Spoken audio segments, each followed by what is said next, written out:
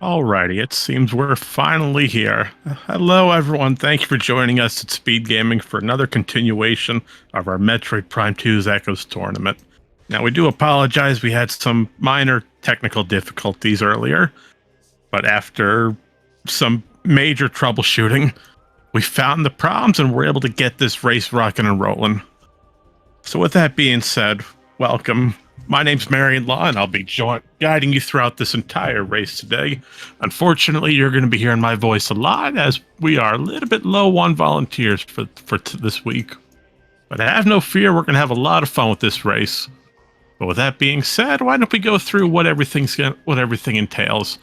Today, we've got the wonderful Schwartz Gandhi going against the extremely talented XenoWars. Both runners have been doing this for years, highly proficient in their respective categories. Movement based, a lot of highly proficient and out of bounds, but unfortunately, we don't get to see any out of bounds today. We're locked to inbounds for this tournament. Now, other than that, what is this race? Well, this is our week 4 settings. We like to call this language barrier. Now, what exactly does language barrier entail? Well, with this being said, we're going to start over in landing site, but you might see something right off the bat once we get to the hive area. All of our translator gates, like for elevators, sand cache, any translator locked maps, any translator locked locations, anything and everything to do with translators has been completely removed. So all translator gates will be unlocked, there'll be no colors shown, and all of the translators have been removed from the generation pool. We cannot find them, period. But on the bright side, we have only 5 STKs compared to the regular 9. So we're missing 4. We're going to start with those 4 on the tracker, as you'll see in just a minute. And as far as the hints for our remaining 5 STKs, they are going to be area only. So in other races, all the other formats, it gives you the exact location. It'll say it is in this specific room. That's been removed. All of our keys are by area only. So Dark Torvus, you don't know if it's upper or lower. If it's in Dark Aegon, you don't know if it's in the first half with Jump Guardian or if it's all the way in Dark Labs. It's a big old scavenger hunt for today. So with that being said, both runners have been given the okay to start. So once they're all set on their end, we're going to get this rocking and rolling. Now, throughout this race, if you have any questions, comments, concerns, or inquiries that you'd like to bring up to me or any of the runners during post-game, by all means, post them down below, and I'll get to them as soon as we can. But other than that, we're just waiting for both runners to get situated and ready, and then we'll get rocking and rolling. And once again, dude, we are having some slight technical difficulties previously. It's been a bit of a headache. Today. A lot of races going on today from all different categories. So we've been trying to get everything set up in time. But don't worry about that. As long as we're having fun, it doesn't matter how long it takes. We're here for fun and enjoyment and seeing games being broken like no tomorrow.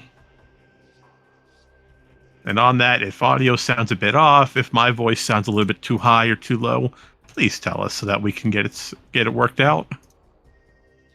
But the countdown has started. The flag has been waved. We're going to get this race started in just the next 15 seconds.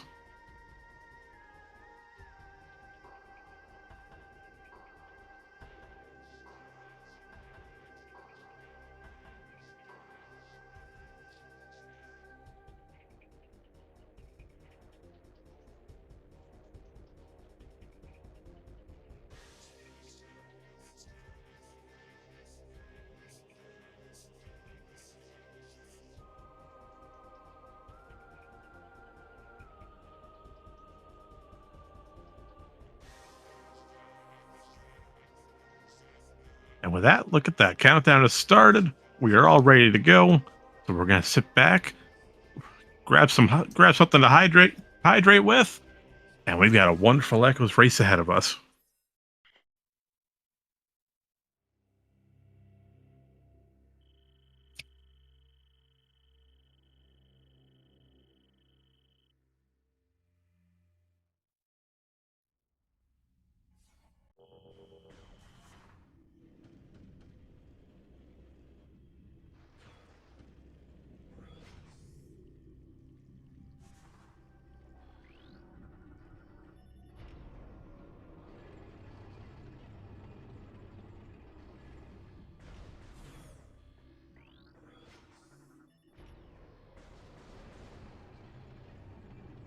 As we see right now, we did start in landing site. Both these hive chamber gates are unlocked. You can see there was no color on those gates at all. That means we can just use the regular scan visor and both gates will open up automatically.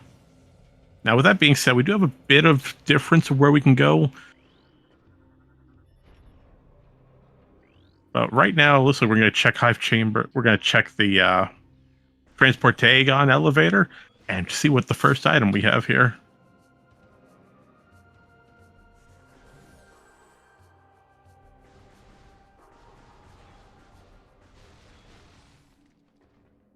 And immediately we get space jump. Great, so we're going to break this game wide open immediately.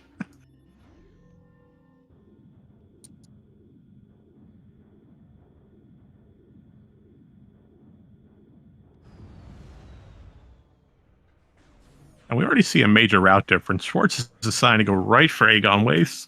We're going to go through early Aegon. Great. Thankfully, with space jump, we can skip a lot of the early requirements, as they were based around bomb, space jump, and general basic movement. But thanks to us having space jump, we can just skip most of this. We're going to take a peek at Mining Plaza. Oh, that doesn't seem to be too friendly. Possibly just an expansion. And Xeno, on the other hand, decided to go for the Temple Assembly loop. We're going to see what's here on Temple Assembly site, and we're going to make a peek into Great Temple as well. We'll go say hi to our friend Umos.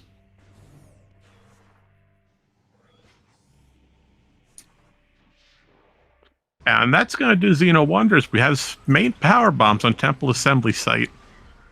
So now, if Xeno chooses, we can go right for GFMC compound, transport A access, and here in Dynamo Chamber and communications area. So 4 different checks right off the bat. While Schwartz is deciding to continue through the Aegon loop. Granted, we don't have bombs, so we won't be able to get to Dark Aegon yet, but we can clear out Bomb Guardian. We can clear out right here in Portal Access, which happens to have a missile expansion. Now, missiles are going to do us wonders. The biggest thing that we need this game is missiles are heavy damage early on. And we're going to take a peek at Ing Reliquary. Now, Ing Reliquary, what do we have here today? Oh boy, a beam-related upgrade. Well, that could be super missiles. We don't like to see that.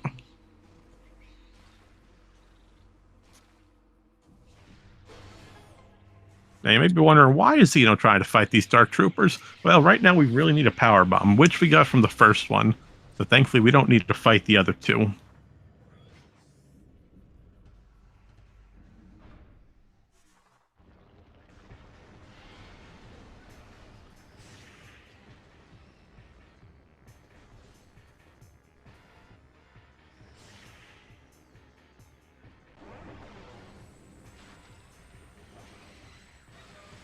With that being said, we're going to go right over into Bomb Guardian with Schwartz. Going to try to get a 2-cycle out while Xeno continues and dupes a missile off a compound.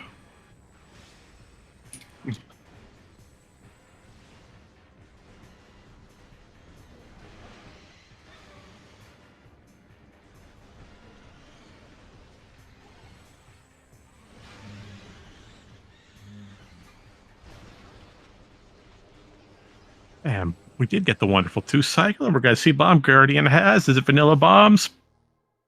No, maybe. Nope, it's a suit. Well, that suit's going to be great later, but right now it's absolutely. That's going to be a little bit tiresome because we can't get to any dark checks. And now Schwartz is attempting to break out of Bomb Guardian. Now, see, normally we would need bombs, power bombs, or screw attack to get out. We don't have any of those. But thankfully, there's a little sand pillar that's angled in the right direction against the gate. We can use that for a slope jump and break right over the gate right behind us with space jump. And thanks to missiles, we're able to use those missiles to break right into Aegon Labs and continue forward. Now, Aegon Labs, that only really gets us command center and central mining if we do some well-timed scan dashes. So it's going to be a little tricky on central mining. But Command Center might have something useful. And oh boy, that's huge information for Xeno. That's one of the STKs we need. Well, we need all of them. But STK number 1 is off of Grand Wind Chamber. Unfortunately, we don't have any equipment. We have no, we don't have any equipment in order to get that right now. At minimum, we would need bombs and screw attack, or we would just need screw attack. We could forego the bombs. It depends on which method.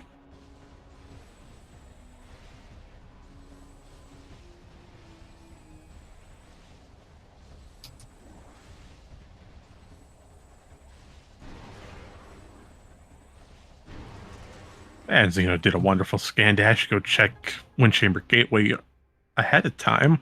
Nothing too great. Just some more ammunition. And Xeno is not happy about that STK and grid wind chamber, as we do have to come back for it.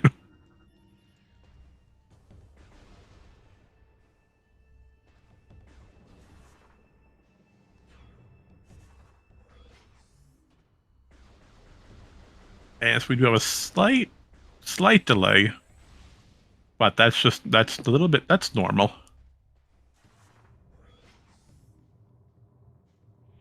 Right now, Schwartz isn't able to really do much here in Aegon.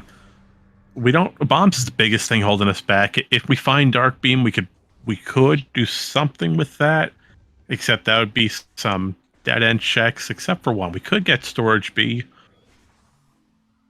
if we wanted to, but it's a little out of the way, especially with the lack of bombs.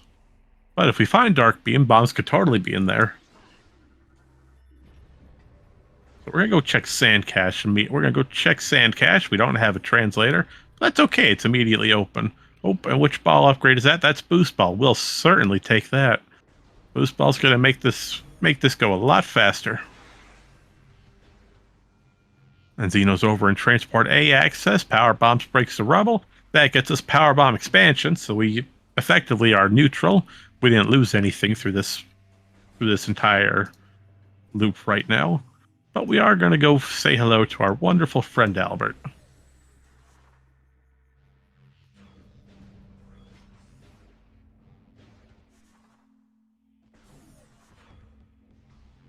And we're showing off that Power Bombs absolutely vaporize a lot of these early game enemies.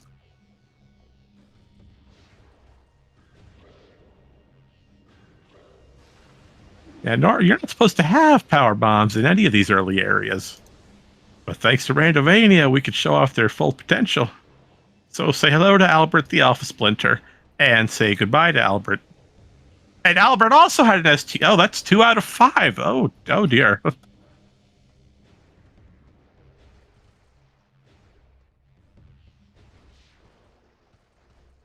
Well, Xeno's coming off pretty well, going for Temple Grounds first. Yeah, doing more in Temple that led right to Great Temple, which in turn is getting us 2 STKs. Both here in the Great Temple side, which doesn't have many checks in itself. There's only 1 check left that we haven't seen. We can get it. We're going to. So if that's a 3rd STK, that'd be pretty nice. Over on your left, Schwartz is using the turret to blow open the item check here. And we found Screw Attack off a command center, so that's going to do great wonders.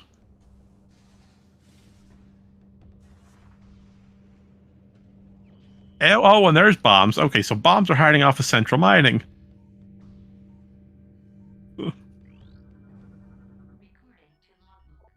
And the Battleground Ink Cache contains a beam-related upgrade. So those also could be super missiles. And Xeno's going to go ahead and check Transport B access. Looks like an ETM with it being all blue and shiny. That is an ETM, or Energy Transfer Module. And that item is completely useless outside of story progression. That's used in the base game from the Dark Alpha Splinter. You get that item. It's the first one you really collect, and it's used to say hold the planetary energy from dark Aether and transfer it back to light. Except it's not scripted to it, so we don't have any purpose in picking it up, except for validation.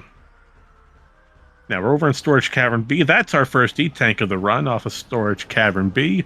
It's a great place to have it, just only locked behind missiles. And Schwartz is playing advanced bowling with the Dark Pirates. utilizing Boost Ball to run right into them and take them down without a hassle. Although we do have to play careful, as each hit loses us 10 energy every time we run into the pirate. There we go, pirate's down. And thanks to power bombs, Xeno's going to go down and check Hive Chamber B, which is a little piece of rubble block in a morph ball tunnel. We'll see if that item has any use for us.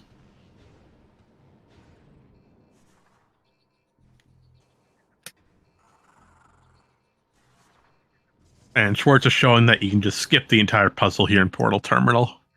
We don't need to go all the way around. The missile launchers locked behind power bombs or bombs.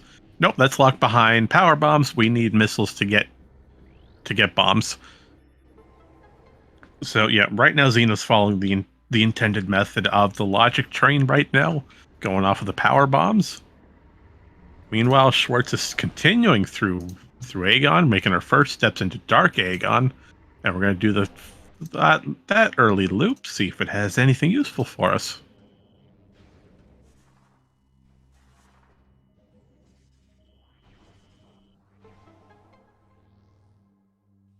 And so right now, Xeno's decision to go straight for Temple Grounds and Great Temple is going to pay off in knowledge, but Schwartz will be doing that loop the second we're done here in Dark Aegon, as that's the next logical way to go.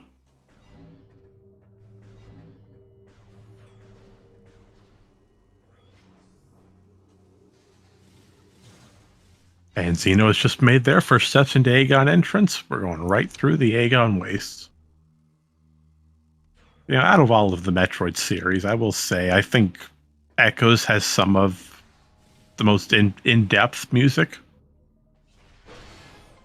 Yeah, it's very, very emotional at times, very overwhelming with the battles. Yeah, they put a lot of work behind it, Retro Studios. They did wonderful in this sequel. But with that being said, Schwartz just found another suit off of Trial Tunnel, so that's Light Suit immediate. That's Light Suit in the first, 15 minutes?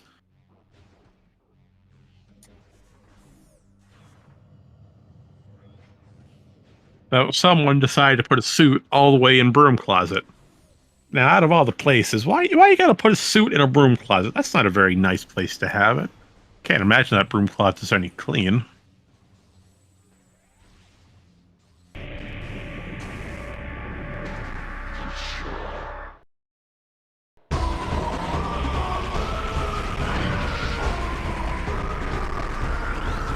Oh, we are having slight audio chopping. That's not good. We'll get that looked at in just a second. I'll take a... I could just be from the restream on Xeno. But Xeno picked up the boost ball, while Schwartz is continuing to fire at this statue.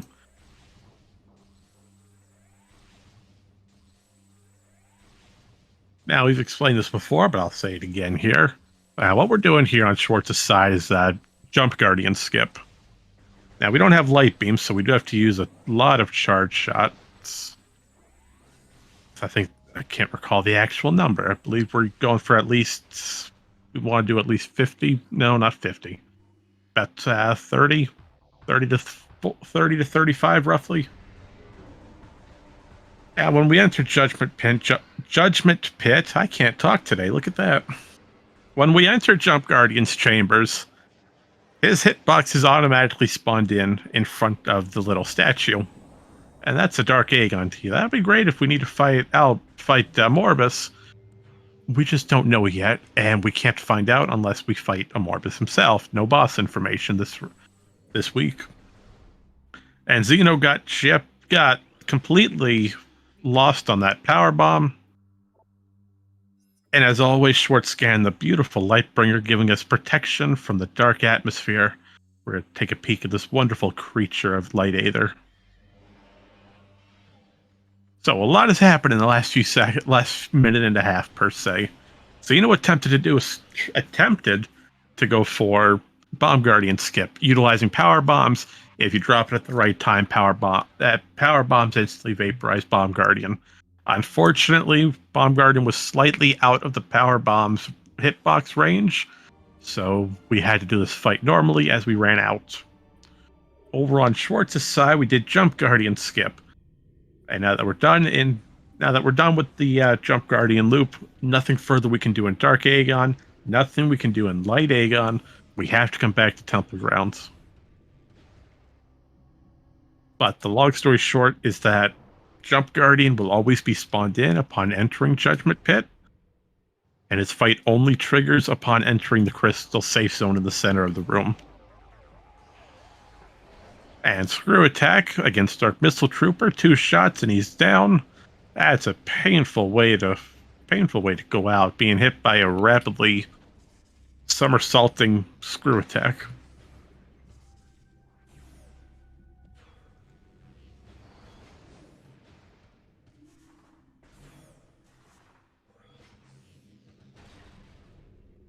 But other than that, we're going to keep going through the Temple Grounds loop, and Xeno's going to follow right behind Schwartz and copy after him by doing the Aegon loop.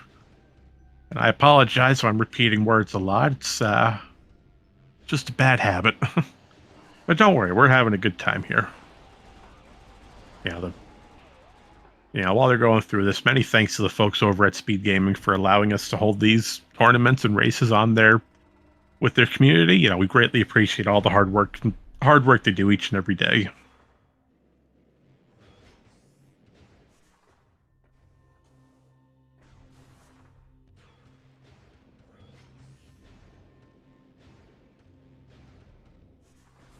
So with that being said, Xeno's about to come right across their morph ball bombs here in Central Mining Station.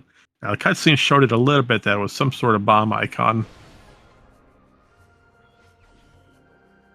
And Schwartz is continuing through Temple Assembly. We see the main power bombs. We want those main power bombs as they're required.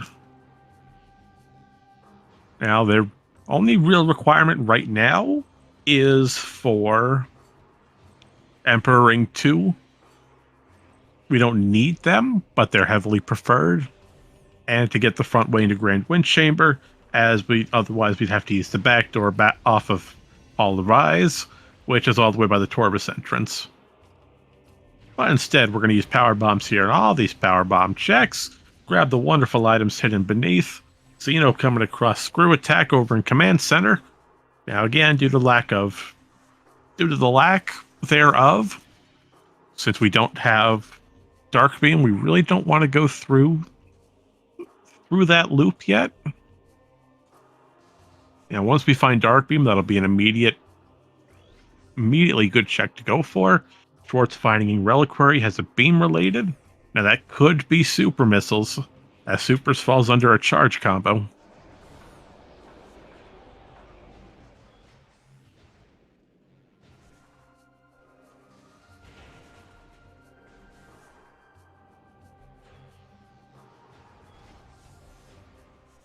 So with that being said, now we're coming over to GFMC compound. We see it's just a missile. Nothing too terrible that we're going to want right now. But more ammo is always good. Oh, never mind. There's super missiles locked on top of the ship. So we had to defeat Jump Guardian to get our super missiles. That's an interesting place to have them.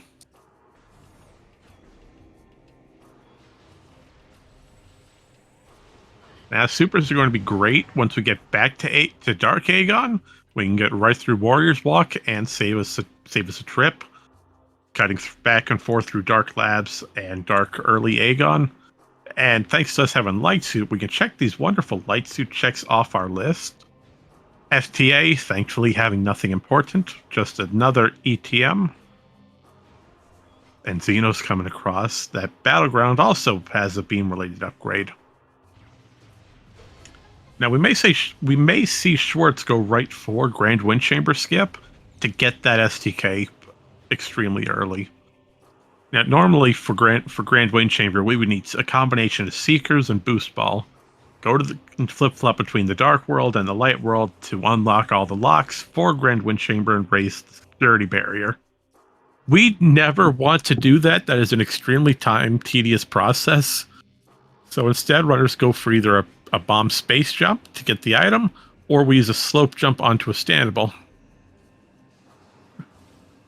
So we see that STK, we know we're going to have to get it, but first we're going to check Wind Chamber Gateway, see if that has anything useful for us.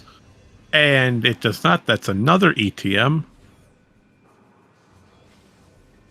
And Xeno making the first steps over to Aegon Energy Controller. Yeah, thanks to having bombs, we're going to get this check out of the way, and we're going to come across that it's just an E-Tank. Now, it looks like Schwartz is going for the slope jump method for Grand Wind Chamber. Now, what we're doing here, we're using this little wing, articulated wing, and we're going to use that slope to jump across to a piece of standable terrain. So by performing a slope jump, we gained a little bit of extra vertical momentum that gets us extra height, and then we can screw attack over right where the tunnel opening is on the close side to us, where you see his cursor at. There's a few feet of extended collision from the tunnel's opening. Now, if we land on it properly, we can stand right on top of it.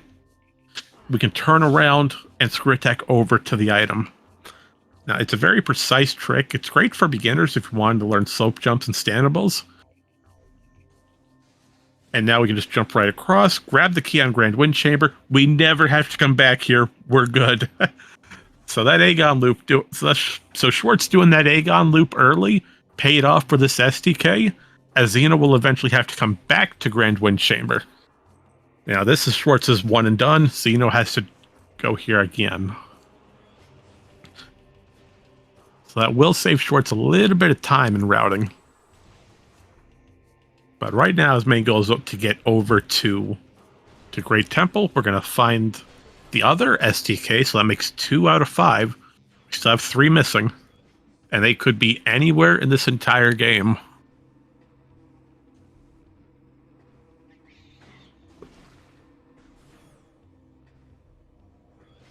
But as far as our runners go, Schwartz and Xeno both are running off of a 2-loss, 1-win sort of standing here in the bracket. So unfortunately, one of these runners will come out with 3 losses. One is going to come out with their 2nd win. And Xeno showing up what Schwartz did, that you can just skip the entire puzzle here in Portal Terminal. You don't need to go all the way around. As for Portal Terminal, the game only checks to see if you've destroyed the last sand block. As by the game's thinking, if you destroyed block number 3, blocks 2 and 1 must have been destroyed as well. And as such, it opens the cutscene to allow us to use the portal.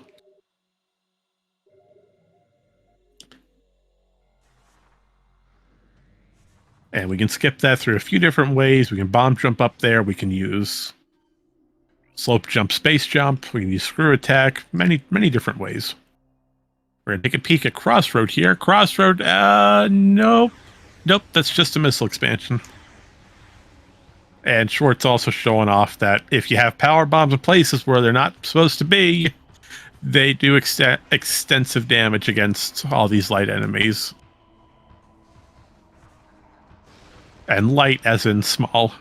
You know, these little splinters and the Dark Alpha Splinter himself.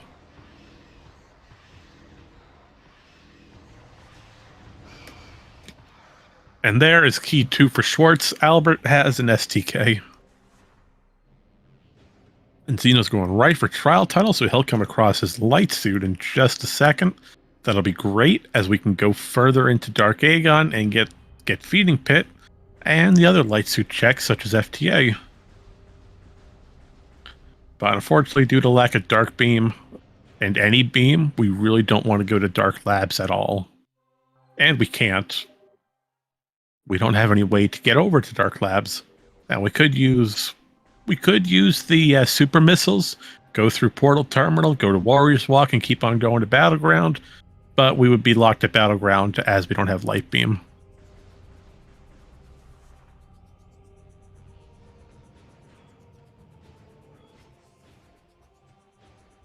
So instead, we're going to keep on moving through. Xeno's fighting Jump Guardian. Now, once again, once you enter Judgment Pit, Jump Guardian's hitbox is spawned in right where the cutscene plays to show that he's jumping down. If you manage to get up to that area, you can damage Jump Guardian all the way down to 1 hit point of health. Start the cutscene, start the fight, and just fire a few lemons at Jump Guardian, and the fight's over. We're using a combination of charge beam and missiles. Light beam is preferred as light beam is the fastest method. Outside of that, just charge beam.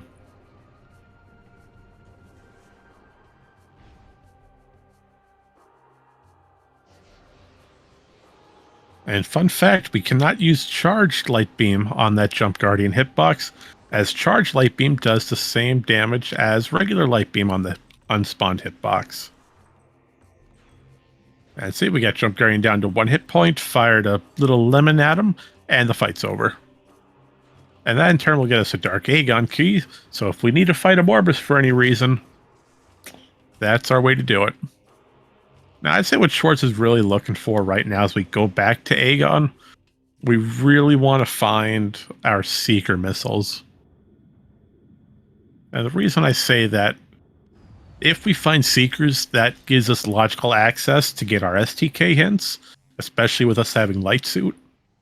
And that tells us the 3 regions we need to be in, if the other 3 keys are all scattered around the game, or are they all in one region. It's endless possibilities. So Xeno's following the same track. Now, take in mind, Xeno did the Temple Grounds loop first, so we don't need to go back to it right now.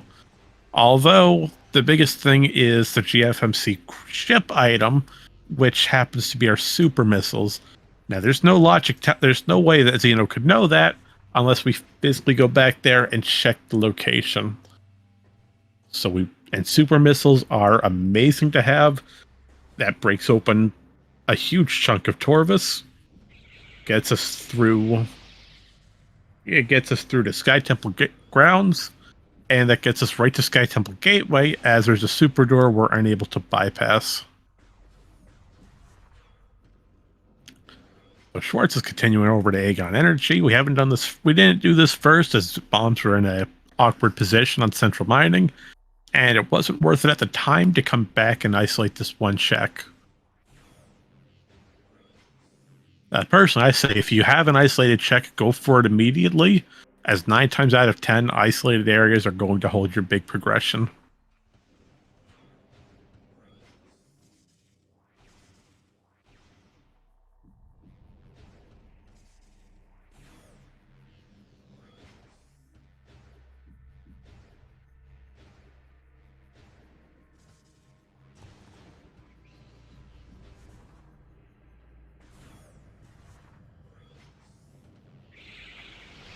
So, with that being said, let's not post links down below. That's not a good thing to be having over in chat.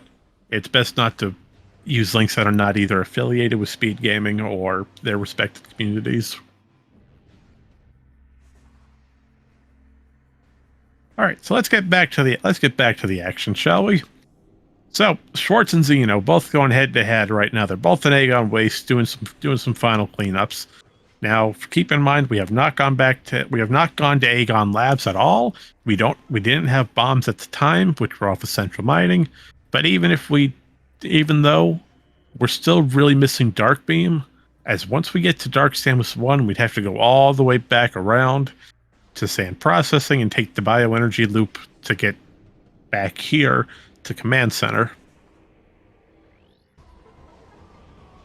But it makes the most sense right now. There's bioenergy production, sand processing, and you could check Dark Samus 1 off of Storage D. See if any of these 3 checks are vanilla Dark Beam. Do they have Dark Beam anywhere in this loop? Or you could check Storage C thanks to super missiles, which Schwartz can do. As we're going to see Schwartz possibly check Battleground right now. And Warriors walking at 2 isolated checks at the moment. Yeah, so we can't access the Dark Portal here in Command Center. So checking these 2 could be beneficial. Now the sad thing is Xeno unfortunately does not have super missiles. Those are back on the GFMC compound ship. So if these super checks are anything major, then Xeno's going to have to come back and be a few minutes behind in picking them up. But as far as Warriors walk, it's another E10. We will certainly take more energy. E-tanks are wonderful to have in this game. And it looks like Battleground itself is just a missile expansion. So nothing further we can do there, but it's good to check them, get the checks out of the way.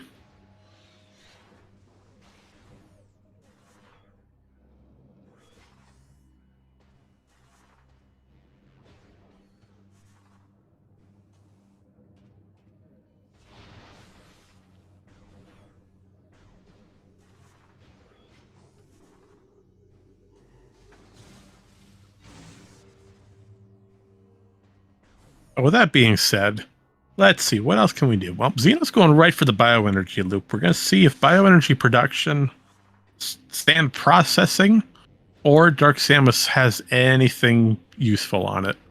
Now, it's entirely possible that Dark Beam is hiding off of one of those checks, as unfortunately, there's not much else we could really check. Now, the biggest headache would be if it's off of Storage C. Again, we don't have supers, so we can't get into that room right now for Xeno.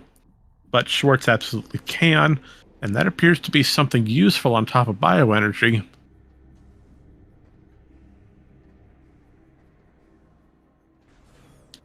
So we're going to go ahead and bypass this entire puzzle. We're not going to worry about raising the platforms. We're going to use some standable terrain. That's an E-tank, so that's, again, we will certainly, absolutely take as much energy as we can get. And Schwartz is deciding to go right for Aeon Labs. So both runners follow on their logic chains right now. The biggest item we're missing, we need Light Beam to really do anything in Torvus, depending on which way we go. If we go to Torvus entrance, then Dark Beam's going to be blocking us, and then Light Beam for progression to get towards the Forgotten Bridge.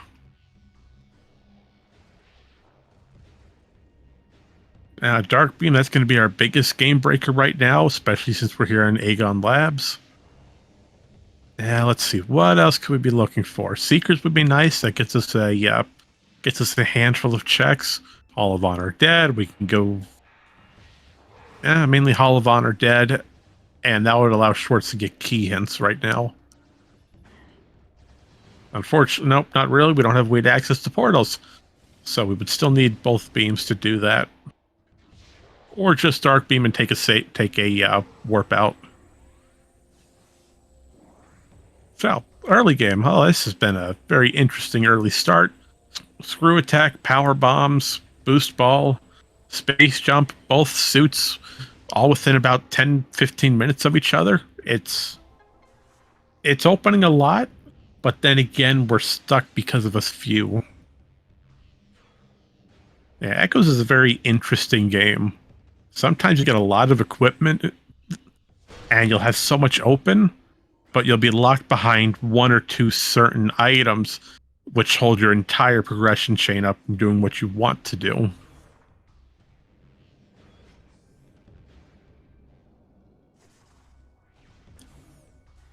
So Xeno's over in sand processing. We're going to take a peek at what this item has.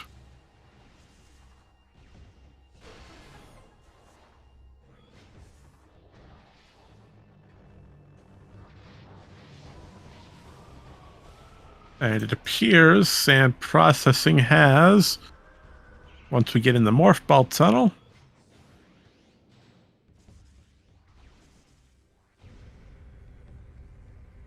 we're going to take a peek at this wonderful item, and we're going to come across to find that it's got a red key. That's our second Dark Aegon key, so we have two Amorbus keys here in Aegon. We had one off of Jump Guardian, one off of Sand Processing.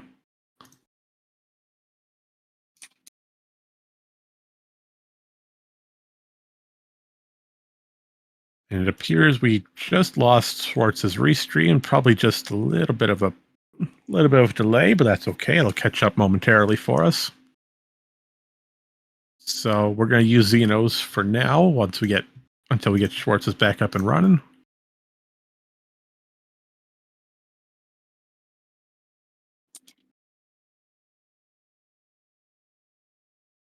Oh, there we.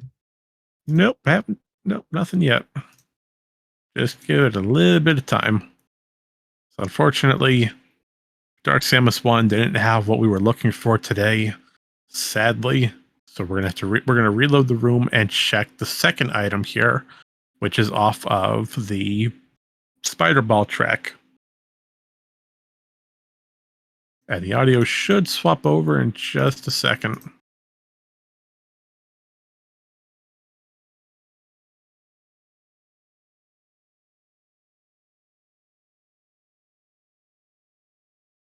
But first, we're going to check Dark Oasis. Dark Oasis has a morph ball related. Oh, that can't be Spider Ball, as we need Spider Ball to do Power Bomb Guardian, and Power Bomb Guardian hard locks Dark Oasis. Dark Oasis is in cache from ever spawning.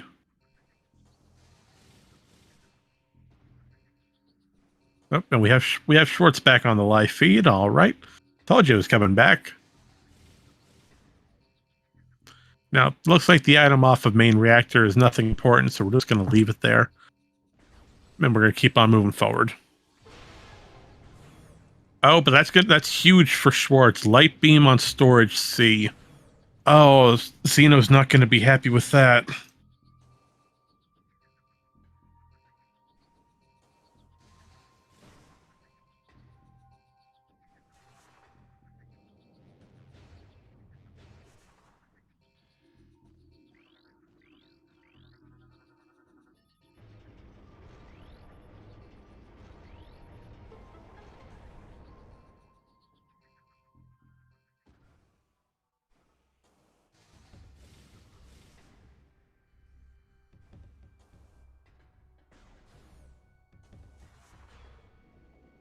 Okay, so huge information for Schwartz. Unfortunately, that's going to cause Xeno a little bit of delay and some time loss. Now, I wouldn't say it's too terrible of a time loss, depending on which route happens. But Schwartz just found Light Beam. And Light Beam is one of the most used in the entire game.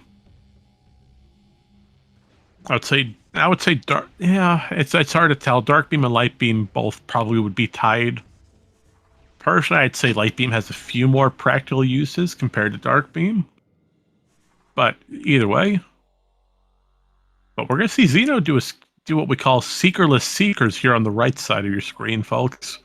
Now what we're doing is we're utilizing Screw Attack to our advantage, and we're gonna break all of these seeker locks relatively at the same time. Now, Screw Attack will destroy 4 of them, so we'll need to use a missile on one, and then use Screw Attack on the others. That's a very precise angle to get this trick down, because we have to angle ourselves in such a way where the Screw Attack hitbox gets all 4 of the remaining little purple bulbs at the same time.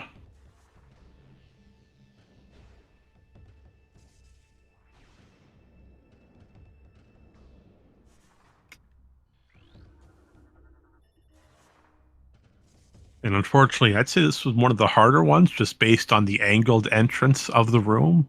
You do have the outward extended curve, so trying to get it down, getting the trick down, is a little bit harder than the others. This is in no way logical to do, as our settings are not set for seekerless seekers. This trick is, I want to say, I have to look at the visualizer, but I believe this is classified as either advanced or, yeah, I believe it falls under advanced. And then as Schwartz following what Xeno did using power bombs at Dark Samus 1. Oh, and Xeno's going to turn around. It's not worth wasting your missiles for if you can't get Hall of Honor dead in a few tries. But Schwartz is also going to check. That is only an energy tank off of Dark Samus 1. So we're going to leave the room by using Screw Attack on the Crystal Gate, which for some reason, this crystal and the other one, beam related on Defiled Shrine. So another hint, Defiled Shrine has beam related.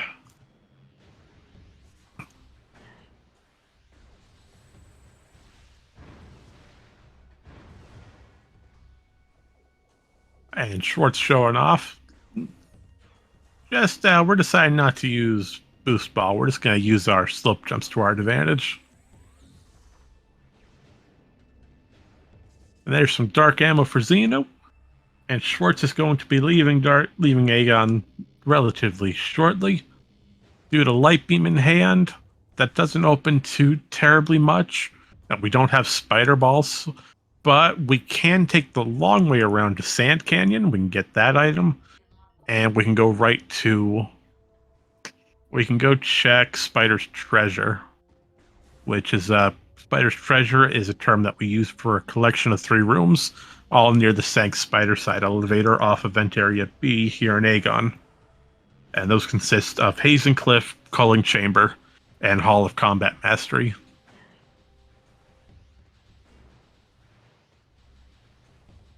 Unfortunately, Culling Chamber we can't do anything with due to lack of Spider Ball. Hazen Cliff we can check thanks to us having Light Beam now. And we could do a screw attack trick to get Hall of Combat Mastery, but it's a little precise, and it's only 3 checks. What's the matter? Do you go check them or do you hold off? I would say check them just to be on the safe side. You just found Light Beam, might as well check that side of Aegon while you're here. Nope, and nope, we're gonna go right for a warp to start. While Xeno's going back through for Torvus. We're not in Torvus yet. That doesn't look anything like it. We're back in Temple Grounds. That's where we are. And we're going through right back to GFMC compound. Now Xeno's going to go check that, find the super missiles off of the ship. Again, beam related onto Defiled Shrine.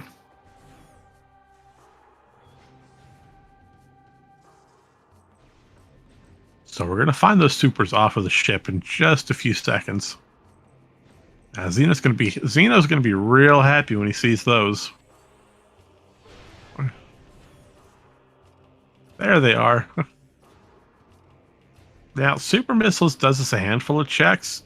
One that you see Schwartz doing right now is Hall of Honor dead through the intended method. Now, unfortunately, we would need screw attack, not Seeker missiles to get out. But thankfully, there is a trick called an instant morph that we can use and go back through the same tunnel we're going into the room. And it looks like Hall of Honor does not have anything useful. So now we're going to be using that instant morph trick to get into the morph belt tunnel.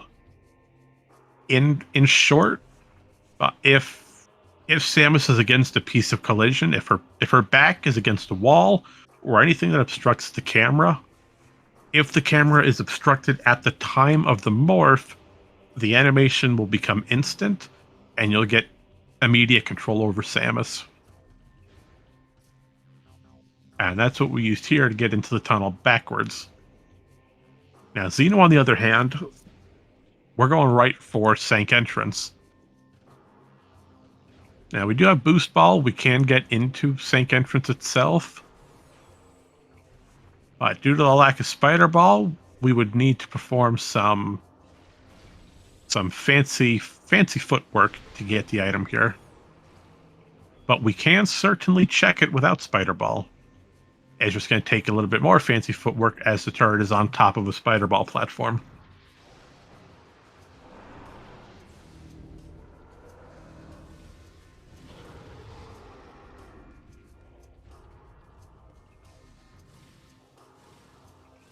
And now we're going to have fun with these little pirates all surrounding us. Well, guess what? We've got power bombs. Not good to surround a big, glowing, exploding power bomb.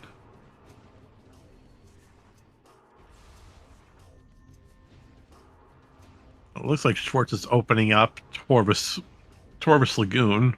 We're going to go check that area. Now, we can only get Torvus Lagoon itself. That is the only item check we can do, as unfortunately, Lagoon itself has a Dark Beam door on it. So if Torvus Lagoon has Dark Beam, this will be extremely big information for Schwartz and start pushing him even further ahead.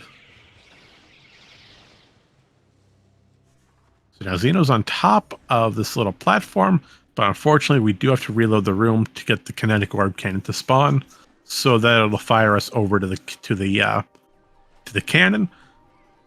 It is not Dark Beam. Okay, Torvus Lagoon is not Dark Beam. It did look like it, though. And Schwartz shooting the door saying, darn it, I need Dark Beam, but I can't do anything else here. So we're going to take the save room and warp right back to landing site. As Xeno has successfully reloaded Sink entrance, we're going to use that orb cannon, and we're going to fire ourselves up top to see what's behind the wall here in entrance. If I had to put money on it, I would personally love to see Dark Beam here, but then again, you would need to, logically, you would need Spider Ball for this check, so it's a matter of if Dark Beam's here, where an Aether is the Spider Ball.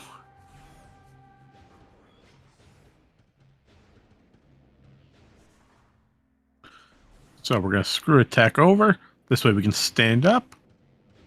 And we're going to use standable terrain to our benefit. Go on top one of the bridge support pillars, and that gets us right up to the turret. And Sank entrance has, that looks like an energy tank to me.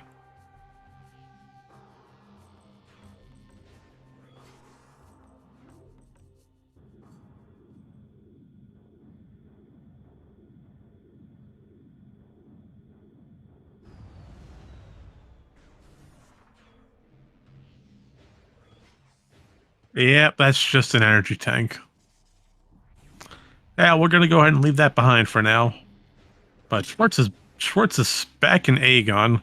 We can only suspect we're following the light beam logic. We're going for Sand Canyon, and possibly checking Vent Area B along with Spider's Treasure Loop.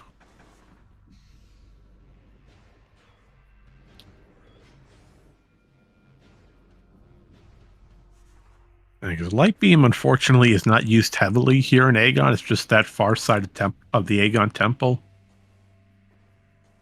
And a few points here and there in Dark Labs. Unfortunately, we still don't have Dark Beam or Annihilator Beam to access these portals, so we're locked out of labs. We're locked out of Dark Labs, sorry. Slight correction. Alright, so right now Xeno's trying to scramble. Xeno's biggest thing right now, where is a beam and where are seekers? Because those are the only two that really get us any checks. Oh, but it looks like Xeno's going to be attempting to do what Schwartz did. Use a slope jump here in... Oh, well, there's Dark Beam. Okay, so you need Light Beam to get the Dark Beam off of Sand Canyon. Oh, that's going to be bad for Xeno as Light Beam is all the way back in Storage C. There's a long trek to go back for it. Oh, and Xeno almost had a first try screw attack. Unfortunately, we're slightly off to the right of that collision, and we slid right down.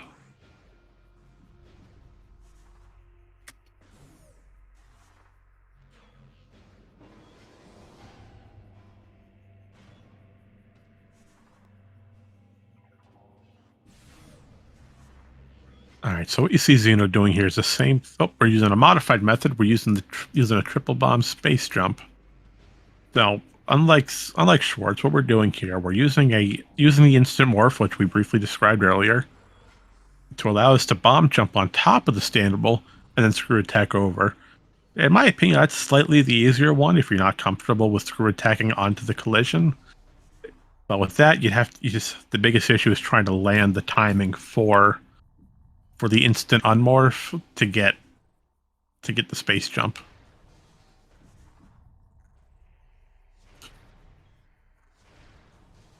Oh, and Schwartz pulled off a wonderful seekerless seeker door here in Mineshaft.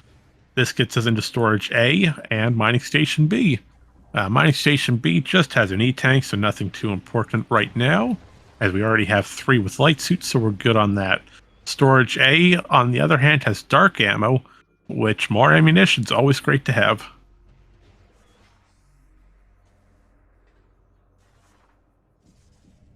Yep, looks like Schwartz is going for that energy tank anyway. Might as well, yeah, just in case. Always good to play it safe. Yeah, while we have the 3 tanks, the more we get, the safer we are. Especially coming down to final bosses. So now that Schwartz has both beams, which surprisingly are both on the Aegon Labs section technically, It's a matter of, well, what do you check right now then? What is open to you, and where do you think the best bet would be? As for Xeno's biggest concern is, what do I have left with my current equipment, and where can I go check to find any beam? Now, right now, Xeno has no beams. We have supers, and that's going to be the key to unlocking both of our beams. Granted, Annihilator is still missing, but for now, we have absolutely no use for it. Outside of storage, outside of Incache 2, which is Sonic Boom Room, but that's all the way in the back, and we can wait a while on checking that when we do eventually do our Dark Labs loop.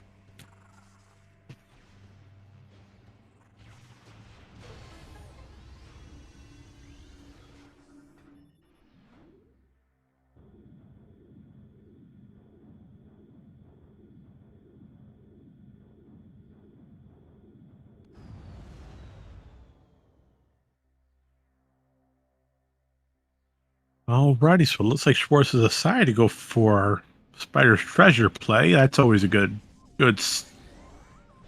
always a good one to start off with once we enter Sank. Now, unfortunately, what can we do? We can't do much here in Sank. Almost just these 3 checks. And it looks like Hall of Combat Mastery doesn't have anything important at the moment. I keep saying at the moment, it doesn't have anything important, period. Unless we decide to come back for it, but it's nothing major. Just an expansion.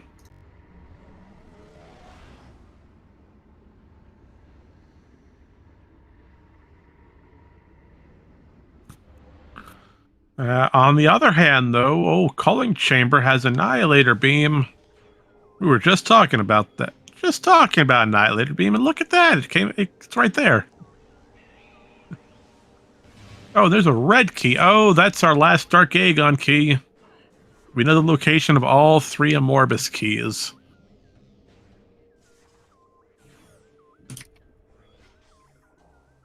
Now, based on that information, do you think Amorbis has something useful for us? Or is the Amorbis play going to be major bait? And by bait, I mean, is it just going to have absolutely nothing on it and we just wasted our time finding these keys to fight them? Now, personally, I would say fight Amorbis. It's not a long fight. It's not really out of the way. It's only a few rooms away from Portal Terminal. And with that, right after, we can just divert right into our Aegon Labs play. And thanks to Light Beam, we're set for a Light Beam and Light Suit correction. And with that Light Suit as well, we're really set for a Dark Labs play. And Xeno, on the other hand, right now is going through the first section, going through Warrior's Walk, and in turn Battleground, still trying to find a beam. And Battleground just happens to have some light ammo on it. Nothing important that we can use in this current moment. But Schwartz, thanks to Dark Beam, was able to get this energy tank we saw earlier off of Storage D. That gets us even more health. So we're even safer against the elements of Dark Aether.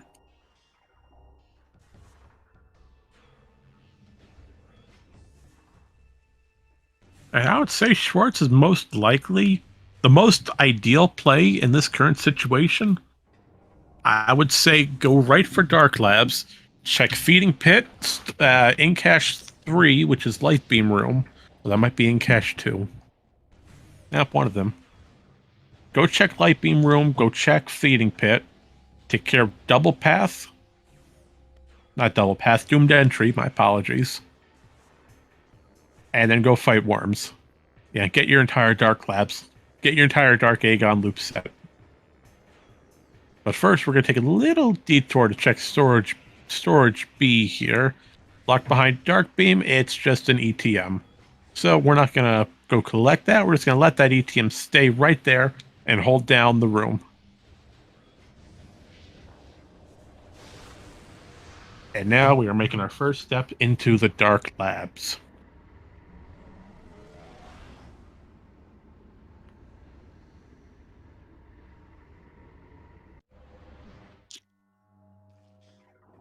Alrighty, so unfortunately, Doomed Entry is just another E-Tank. Now, it's great that we're finding a lot of energy, but we still have a handful of majors we really want to see.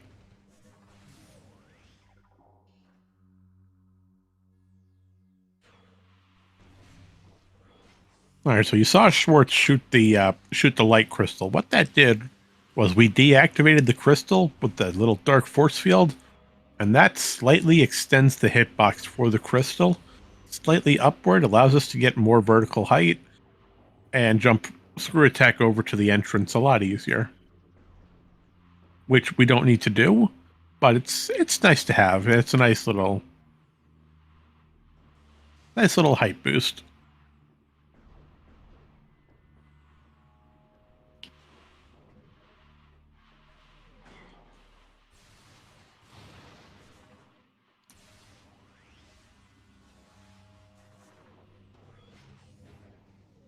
All right, so with that being said, Xeno's going right through to storage C. So Xeno's gonna be really happy following the super missile logic, be able to check storage C, and finally get light beam.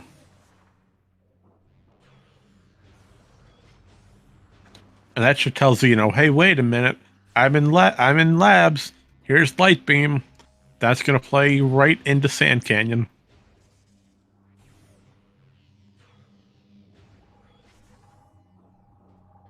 Or at least I hope Xeno goes and checks storage C. Oh, yep, there we go. He's lining up for it. Going for it, too far to the left? Nope. Just the perfect angle for it. And we see Schwartz going to fight a Morbus. And like I said, we found all three keys relatively quickly. So it's like, well, we got all three of them. We might as well, just to be safe.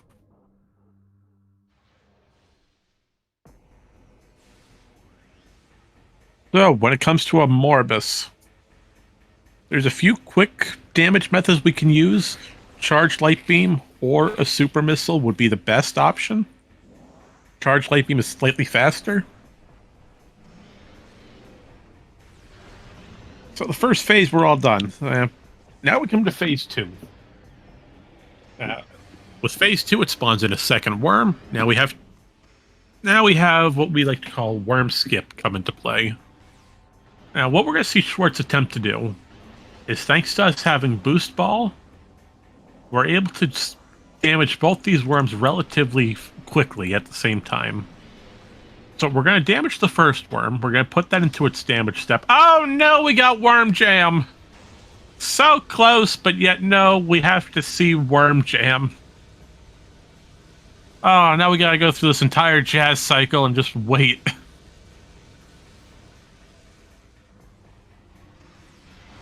There we go. So we're going to damage the first worm. It's going to go into its little damage animation. We're going to damage the second worm and bomb both of them at the same time, and you'll know it's successful if the cutscene does not play to spawn in the third worm. Now, we know it's successful. There was no cutscene, so the third worm does not spawn. And unfortunately, we are out of light beam ammo. We only have one left, so we're going to have to rely on super missiles.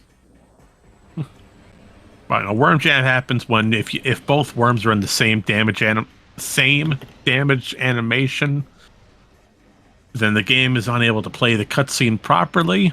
There's too much going on for it to play that cutscene, and as such, it just skips it entirely.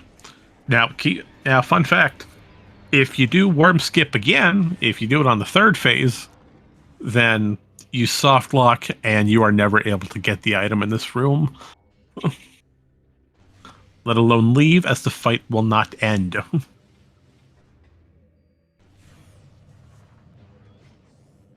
And Xeno has finally picked up Dark Beam.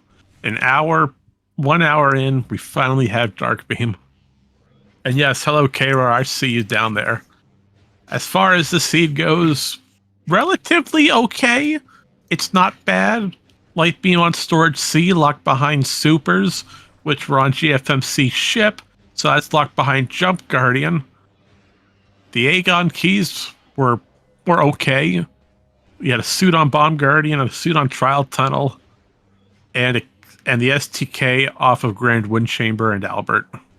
So it's okay to start off with. We still have 3 keys missing, and we really want to find seekers so that we can get our key region hints and tell us where should we really focus our attention at. Now, outside of that, Dark Visor would be nice to get the in-cache checks. Echo and Annihilator would be great. Spider Ball would be the best thing, as Spider Ball locks Annihilator behind Cooling Chamber. And Schwartz, you see Schwartz firing all the missiles that he has right now. This is get a guaranteed missile drop off these little pods. As we see, we got 10 missiles now.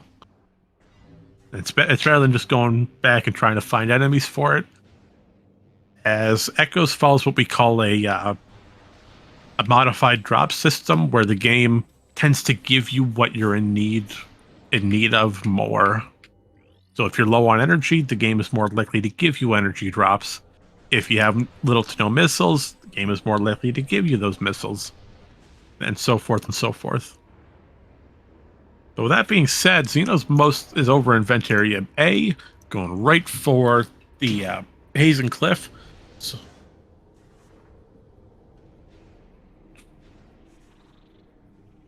well, we are at a power bomb, so we're going to destroy these little critters and try to get a power bomb drop off of them.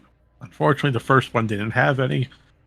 And Schwartz is going for another Seekerless door skip, this time to enter Torvus.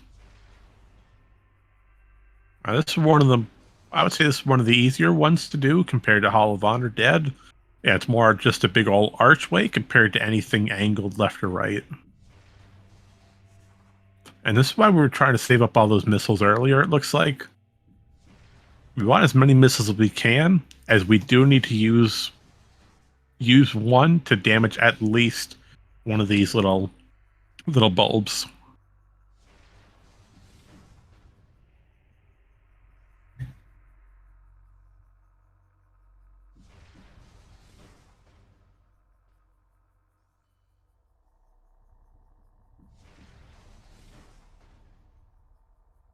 So right now, Schwartz is still trying to break into Torvus through this Seekerless Seeker skip.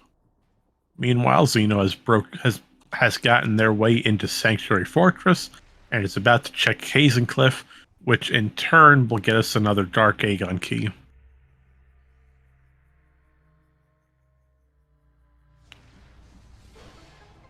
And Schwartz gets it. Great job.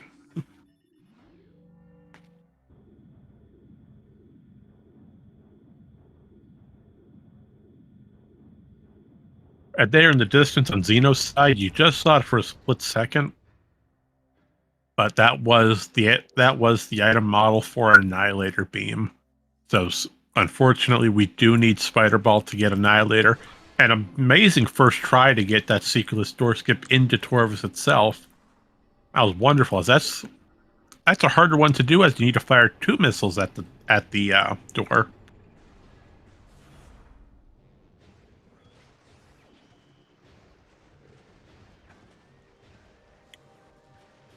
And so that entire loop, what we did here, we broke into Torvus through the Aegon elevator, instead of having to go all the way back around the Torvus entrance. Now, right now, this is a good play. You have especially with super missiles in hand and boost ball, it makes sense to go to Torvus and start checking it.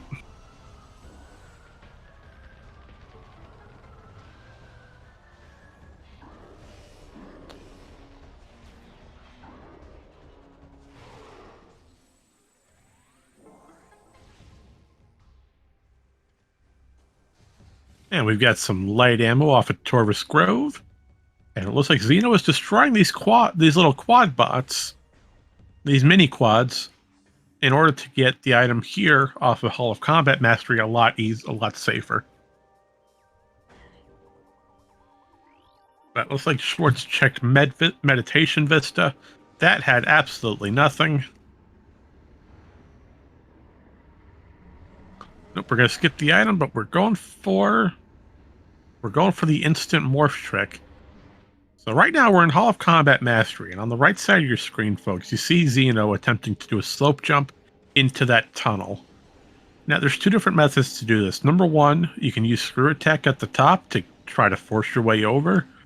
But unfortunately, the screw attack method is banned, as there is a risk of out of bounds during that trick process. The second way is the way that we saw, using instant morph at the height of your jump in order to try to force a roll into the tunnel. And now we're going to check. Oh, Hive Dynamo has a missile related.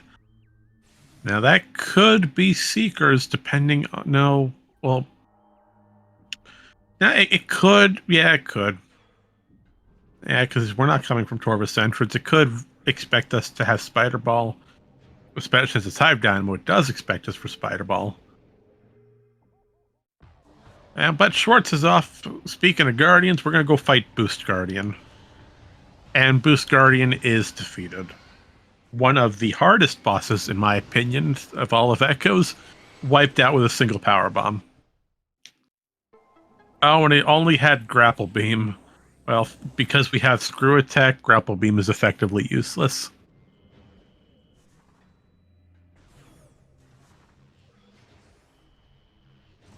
And Xeno's deciding to go deeper into Sanctuary, and we'll see if that pays off for him, or if that's just going to be full of expansions. Yep.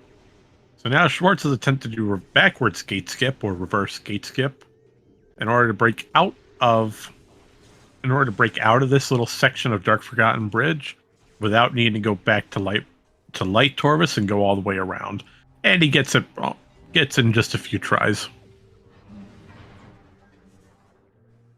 So what that was, number one, with Boost Guardian, if you lay a power bomb, the second he enters puddle form, then that just instantly vaporizes him as he takes extensive damage. And there's Spider Ball. Spider Ball locked in Putrid Alcove, right behind power bombs. Oh, that's going to be great once Schwartz eventually gets to Sanctuary. And Spider Ball is required as Incash for not Incash, Emperor Ring 2. That phase of the fight uses it.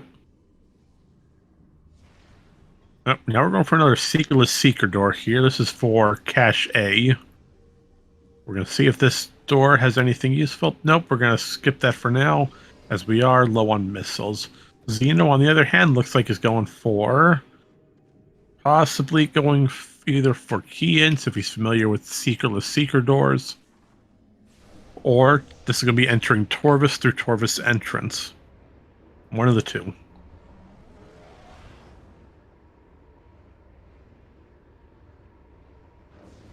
Oh, okay, so Echo Visor off of Portal Chamber Light in Torvus.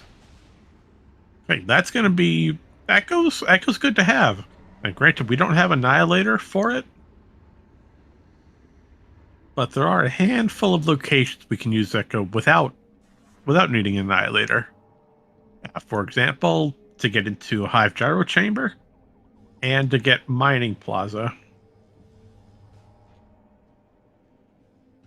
But I believe Mining Plaza doesn't have anything useful on it. Alright, so Xeno's just peeked Hall of Honor dead, realizing it is not anything of use, so we're not even going to do the puzzle for it. We're going to try to get the instant morph to roll backwards into the tunnel and get out of this room. And he gets a second try. Fantastic job. Fantastic work there. And thanks to us having supers, we're able to check Cache B. Keep getting these rooms backwards. And Cache B has basically nothing. Just a cheeseburger. Or a power bomb expansion.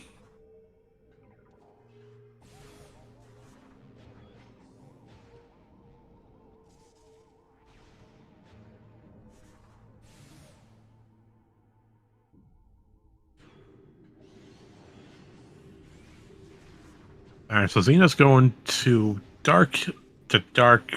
Nope, just to Sky Temple grounds. This is either A to go into Torvis or B for key hints. Either which way would be great. Oh, nope, looks like we're going to go take a peek at War Ritual grounds as well. And we'll see if Xeno pulls off the secretless door skip to get to Gateway. So we'll see what happens in the next few seconds. Oh, that's another STK, War Ritual grounds. Okay, so take note. We need Dark Visor. And I apologize, had a slight delay on my side. Internet connection ran a little slow there. But take note, Dark Visor is required in order to get War Ritual grounds.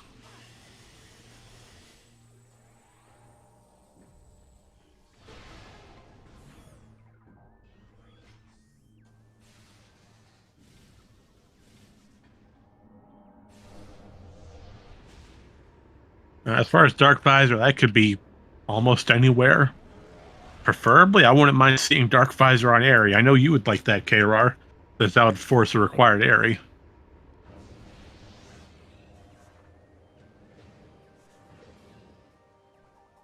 Except I don't think that's possible, as Dark Visor is used in the Airy fight itself. So I believe that location is out of the question. I wouldn't mind having on Spider Guardian, though. Spider Guardian's is a long fight. Alright, so Xeno's attempting to get that secretless door skip. He's trying. We're down to 17 missiles, so we got plenty of opportunity left. And Schwartz fighting another ETM off a Great Bridge. And we're going to take our way right into Torvis Temple.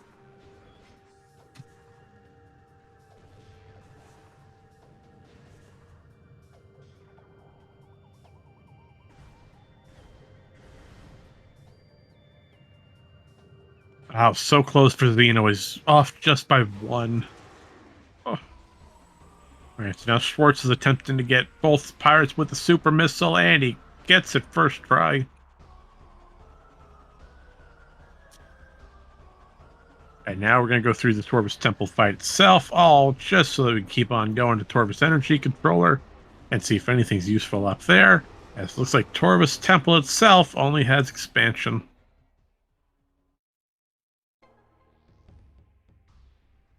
Now, and Xena's just a little too high, it looks like. Too high up on the screw attack for it to hit.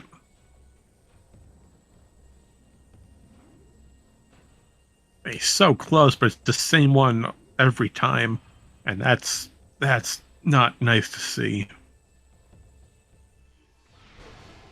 Going for it. We're down to 3 missiles. We have 3 more attempts. Nope, 2 more attempts. Come on, Xeno, you can pull it off. Final attempt, you get your last missile. No, and he couldn't get it. Oh, dear. All right, let's see if we can get these missile drops off of the little pods here.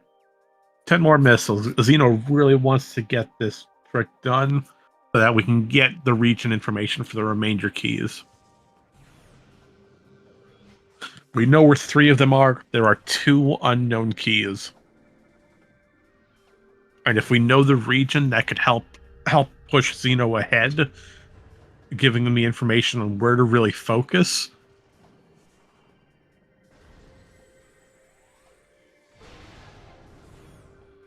But other than that, Schwartz is dipping into lower Torvis.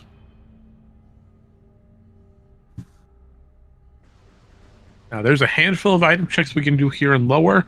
Unfortunately, due to the lack of gravity boost, there are some checks we will have to isolate and be unable to obtain. For example, Transit Tunnel East and South.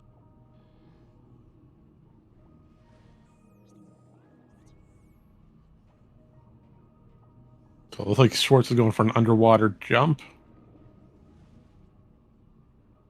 Nope. Yeah, he missed it just a little bit.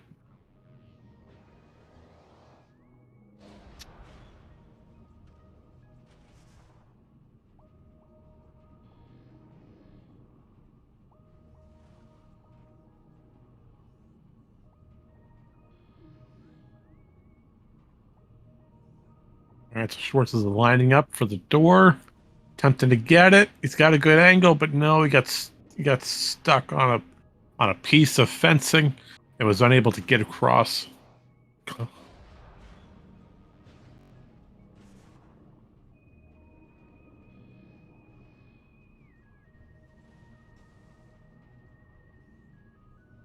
Yeah, what Schwartz is attempting to do here on the left, while Zeno keeps practicing Seekerless Seekers. Now, what we were doing is a underwater jump. Now, we're lining up for a straight line, and we're using that. The second we're going to jump, and the second we hit the water, we're going to jump again to get maximum distance.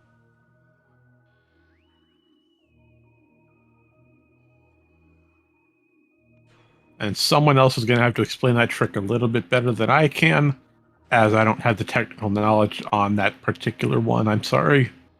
But as far as Dungeon goes, Dungeon has a beam-related upgrade. So we know Dungeon is not a check we need. That check is off the record. We don't need it. It's gone. Never have to come for it. And Zeno is still attempting Seekerless Seeker doors. He's extremely close to getting them, but there's just that one, the one on the middle right of the screen, that keeps giving the problems. Alright, so Schwartz just attempted to peek Transit Tunnel East. Unfortunately, I didn't get a good look at the item, so I think Schwartz is going to attempt it again. Or this might be an attempt to skip the Transit Tunnel if we can boost ball fast enough. Nope, I think he was just doing that to peek the item. No, I didn't get a good look at that.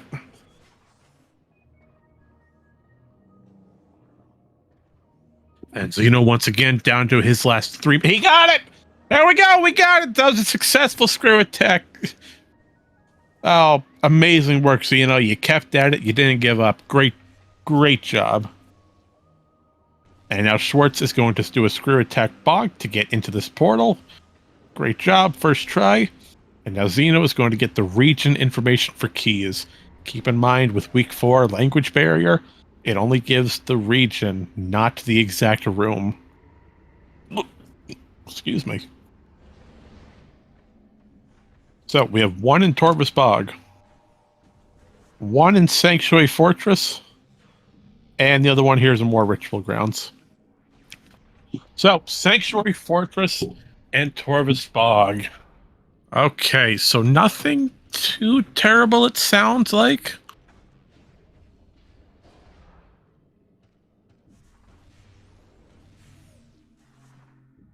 But that could be anywhere in Torvus and anywhere in Sanctuary. Now, for Sanctuary, that could be Spider Guardian. That could be Airy. It could be Main Gyro Chamber. It could be anywhere. As far as Torvus goes, it very well could be that it's on... Let's see. What's a bad check in Torvus? It could be on Alpha Blog. Could be in one of the transit tunnels, which will require gravity boost, which we have no information for. So there's a long way to go in this race, everyone.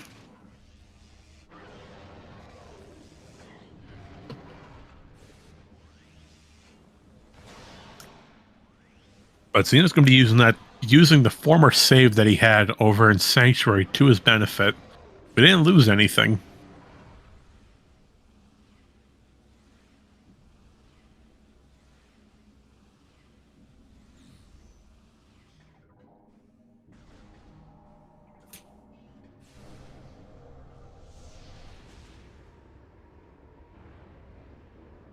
And Screw Attack blows open the rubble, which is normally Power Bomb locked.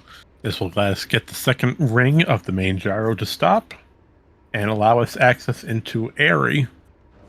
Granted, we don't have Dark Visor or Echo, so we wouldn't be able to leave. Dark Visor for the fight, Echo for the elevator.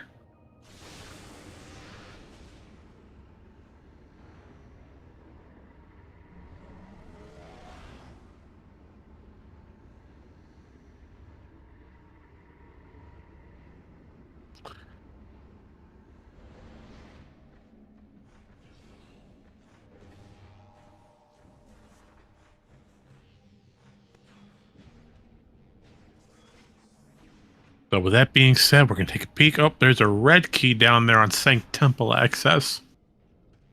Oh, that's an Hive key. Yeah, we're not worried about that. We know, well, we don't know for certain, but we know we can skip the Hive keys as we know where Annihilator Beam is, and it's accessible.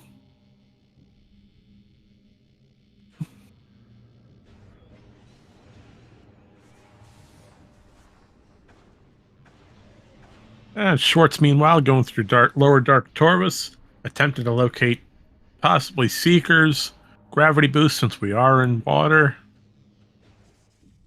and probably just Dark Visor as that's required.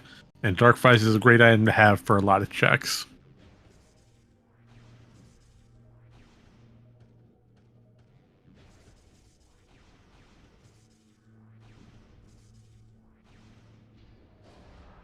Oh, well, that's going to be great for Xeno. Gravity Boost is off of O'Lear. Well, thank you, O'Lear. That's a very kind item to have. Yeah, we could actually use that.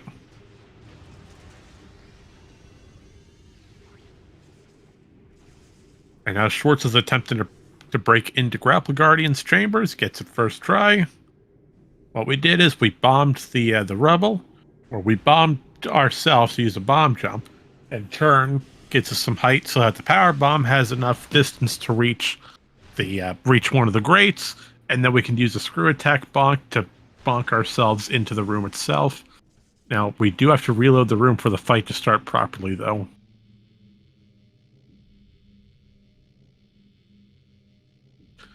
So once again, our keys are over in remaining keys are over in Torvus and Sanctuary. It's a matter of where in each of them are they. Xeno's going through going through Sanctuary. We found Gravity Boost, which is going to be huge when we get to Torvus, as there's a high likelihood that lower Torvus has the key that we need.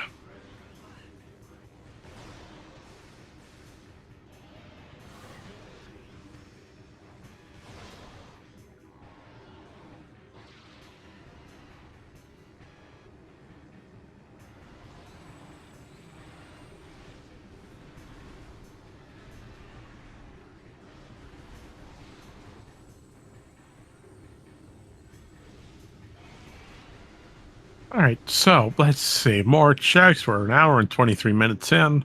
Schwartz has decided to stay in Torvus due to all the checks down here. Xeno is playing off the information he gained from the Sky Temple region hints that Sank has one, and we're now full clearing Sank to see exactly where it is.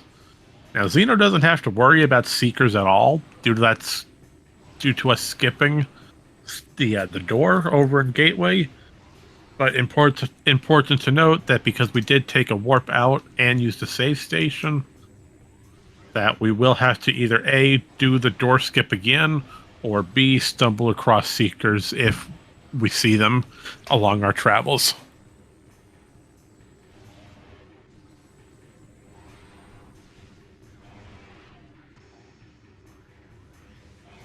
Well, Benzino attempted to go for the door, but the pirate just said no.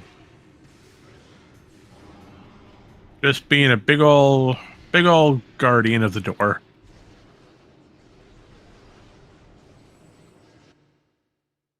And Schwartz did Grapple Guardian, all for an ETM. Wonderful item to find.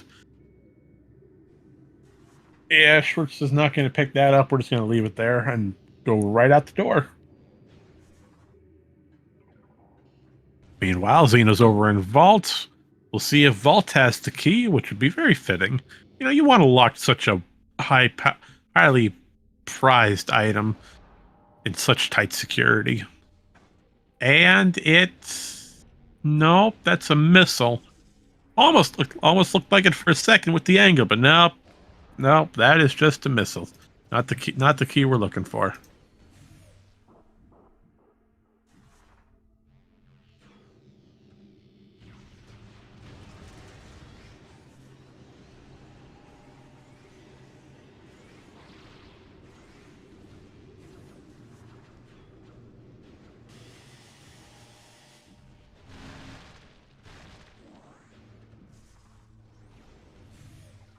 Oh, so with that being said, once again, we're just there's Dark Visor. Okay, that is huge information for Xeno. That allows them to get the key off of War Ritual Grounds over in Gateway.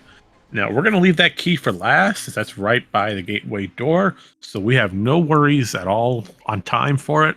We'll just pick that up as we go to Gateway after finding the other two SDKs. But Schwartz appears to be all done here in Lower Torvus. We're gonna save warp and go right back to landing site. Most likely entering Sank through Sank entrance. And it's gonna start clearing that area. Or, as we've seen Schwartz pull off multiple times today, the Seekerless Seeker doors could be going for some SDK hints.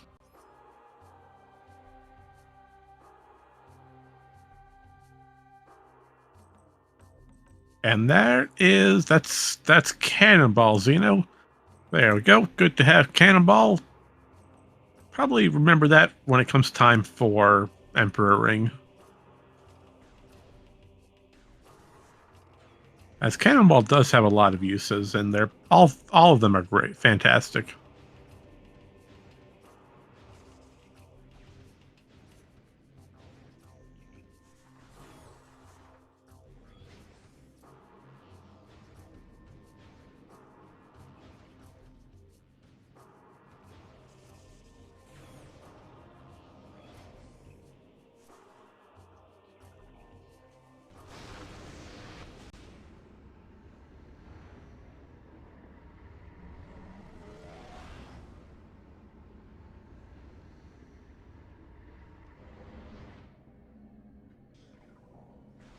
Yeah, it looks like Schwartz has decided to go right for the key region information. So we're going to see another Seekerless Seeker skip and another key here on War Ritual Grounds. So Schwartz is going to realize pretty fast that, hey, wait a second, I really need Dark Visor. And for reference, Dark Visor is off of Cat West. Central Area Transport West.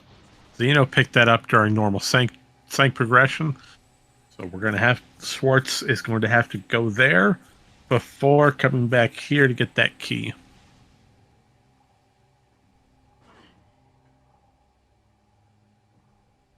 So now we're going to see another Seekerless door skip attempt here by Schwartz.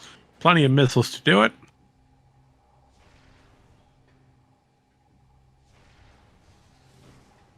And yes,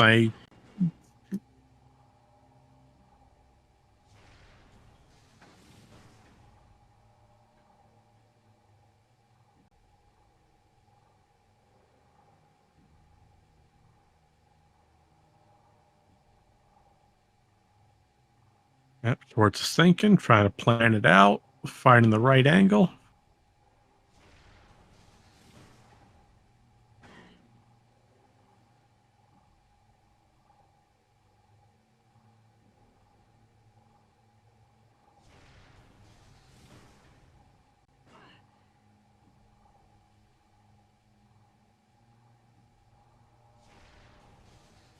Yeah, once again, Seekerless Seeker doors are one of the more difficult tricks to pull off, and it's extremely precise.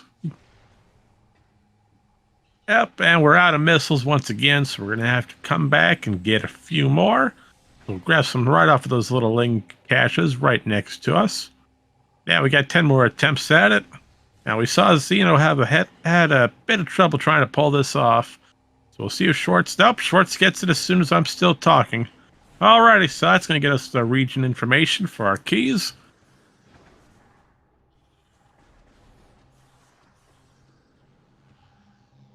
And we're going to find out pretty fast that we still need one off of Sanctuary, one off of Torvus.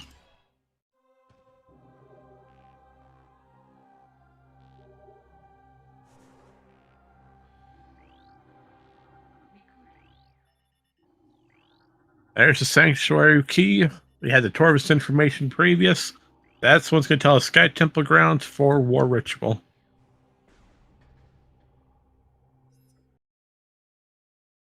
And now we're just going to take a warp back to main menu. It's going to take us to our last save point, which was over in landing site. As for Xeno, right now, we're really just trying to find, well, not too exactly sure. We found Dark Visor, so we are doing some more checks that way. Dark Visor gets us more ritual grounds. But then again, we still have no information on Sanctuary or the Torvus information for where exactly that key is. Or keys, plural.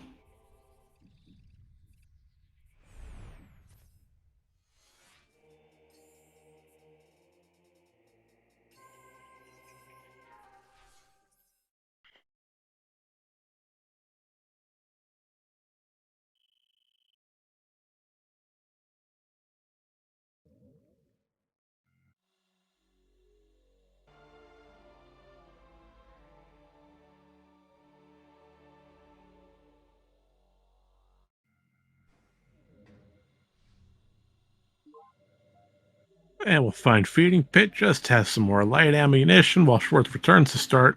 Back to landing site. And we're going to keep on moving. Again, biggest things we're really looking for right now. If we find Seekers, that stops us from doing all these Seekerless Seeker doors. If Schwartz might want to find Gravity Boost for Torvus checks. As right now, out of all the regular Torvus Bog checks, the only things really left is Alpha Blog and Transit Tunnel South and Transit Tunnel East. We've checked Gathering Hall. We checked the rest of the Torvus locations. So now it's a matter of, yeah, we need Gravity Boost to get any of those checks. So Xeno's in pretty good positioning. His routing saved him late game. As Xeno found that found the gravity boost off a Sank energy controller with the Lear, and we have the information.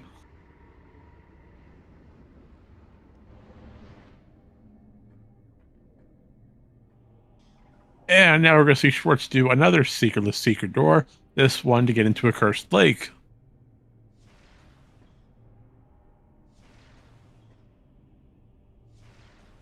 And he gets it first try. Alrighty. Unfortunately, due to lack of Dark Visor, we can't do anything in a Cursed Lake. Open Xeno rolling right past that little Lightbringer. Yep, we're just going to leave him alone. No need to destroy a creature performing so admirably.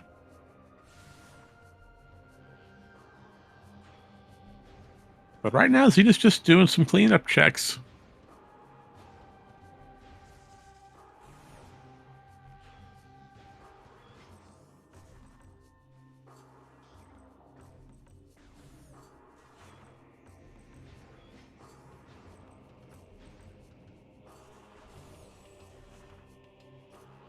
Or it could be that Xeno's looking for Echo, which is off of Hydro Dynamo Station. Or no, Echo is not over there.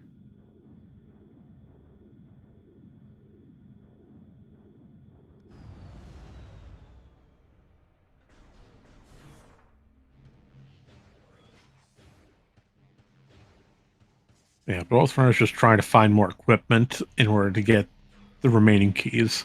Dark Visor for Schwartz, which is over in Sanctuary, but he doesn't know that. We know that, but he doesn't. And Xeno right now, well, let's say Echo with the possibility of Seekers.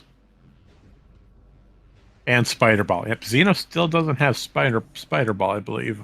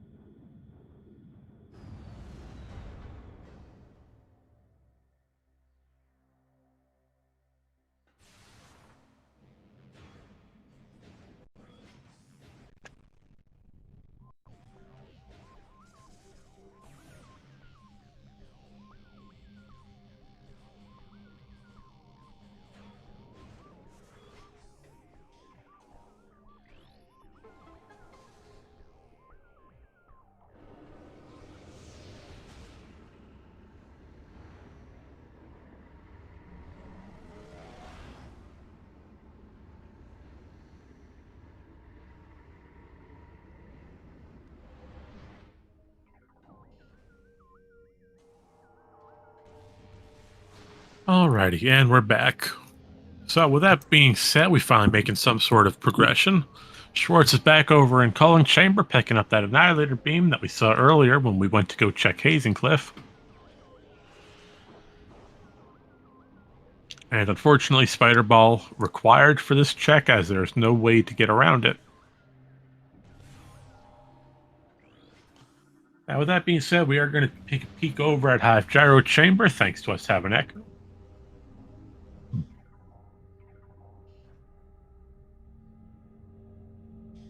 And with that, we could check. Nope. We can check Hive Gyro. Wow, I cannot talk today. That seems to be a recurring problem. Stuttering words all the time.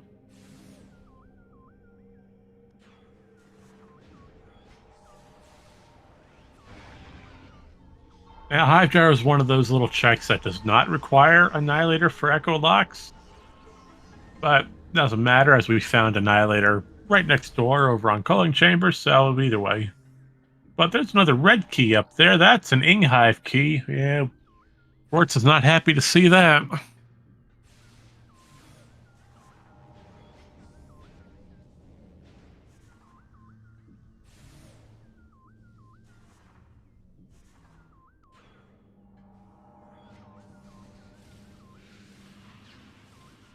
And there's that missile we saw earlier over on Torvus Lagoon. So, picking it up thanks to the handy dandy gravity boost. This is gonna help Xeno tremendously. Yeah, even though Xeno is just now entering Torvus for the first time, and we spent all of our time over in Sank, that's gonna be very beneficial for him, thanks to that knowledge that there is one here in Torvus, and because Schwartz cleared most, if not all, of Upper Torvus, we know it's somewhere in Lower. So having gravity boost in Lower Torvus is beautiful.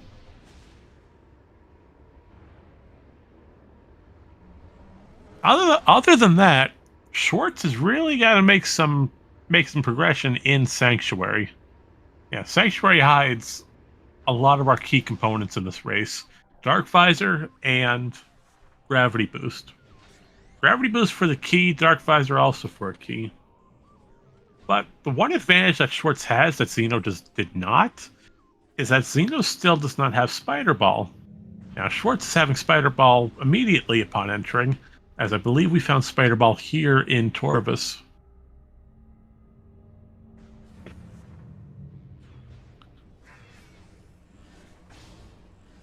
Now we'll check Spider Guardian's second item. It's just a missile, but Spider Guardian itself could have the key that we need. And thanks to just having Echo Visor upon entering Sank, we're able to clear all these Echo checks. And hey, if the key's on an Echo location, that's great news for Schwartz. That saves him some time.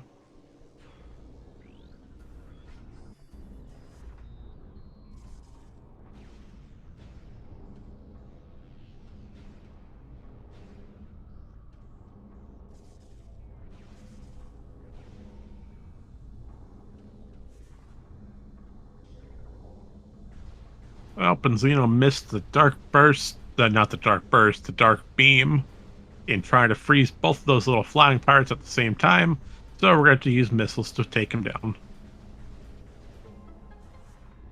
And a lot of patterns for that first ring on Schwartz's side. Now, fun little thing Randomania does with New Patcher. I've mentioned earlier that we have a runner's agreement on New Patcher, and if I didn't, I apologize. We're mentioning it now. Yeah, with New Patcher, that also randomizes a lot of these puzzles. Main Gyro Chamber, Mini Gyro Chamber's color sequence. But thankfully, the one thing it does not randomize is the Hall of Honor Dead spinner puzzle. Oh, trying to find the answer to that spinner puzzle without knowing the combination is just fun. You're spinning constantly, trying to find the right pattern.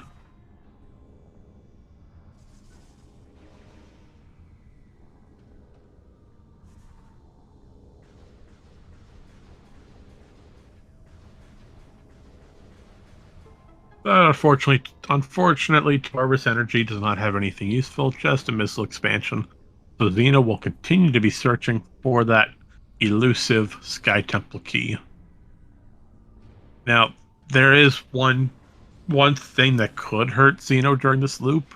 Yes, while Gravity Boost is nice to have, if for any reason the last STK in Torvis, if it is on Transit Tunnel South, that's locked behind Annihilator. That's going to force Xeno to make a detour to Aegon, go over, take all the way over to Ventilation Area A to get Culling Chamber off of Spider's Treasure, and then come all the way back. And Schwartz showing off with a nice little boost jump to get across Watch Station access without any issues. We lock our camera face behind us. We use a boost ball off into the abyss. Get an instant unmorph, and we use that to use a space jump all the way across. It is a lot more difficult than what I'm making it out to be. And I'm sorry, Jeff, I wish I wrote it down. That's the one thing I did not write down, where Spider Ball was. I got almost everything else, but Spider Ball I just missed. If I'm correct, it's somewhere here in Torvis. I want to say it's in Lower Torvis, but I can't guarantee it.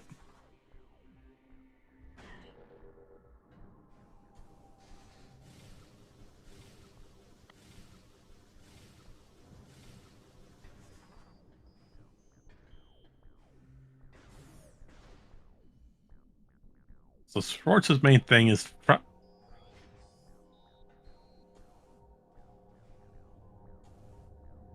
yeah, we got another light ammo expansion off of Med Vista. Nothing we want to go out of our way for.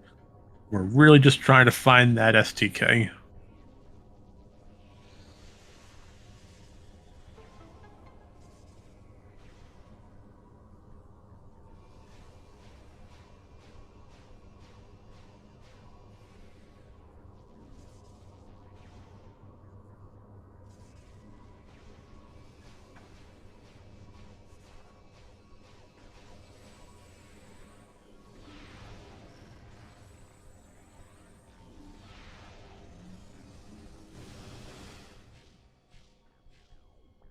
Yep, so right now it's just a big old scavenger hunt. We're looking for one key hitting here in Torvis for Xeno, and Schwartz is trying to locate Dark Visor followed by Seekers.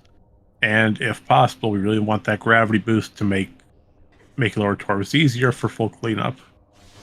And we still have 3 item checks down there that we can grab. And Xeno is searching for Spider Ball at the moment and Echo Visor. Echo's not terribly required. It depends on what location in Sank has the key. But I believe at this point it has to be locked behind an Echo check, as we've already done most, if not everything else.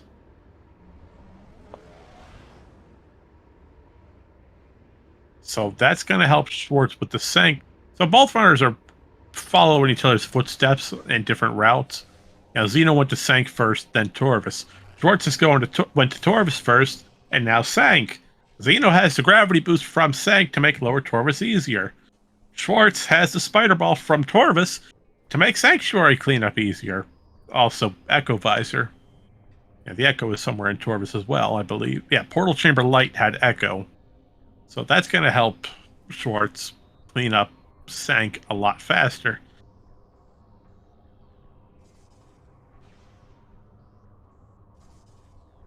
And Xeno's trying to set up to get a screw attack to get Torvis Plaza.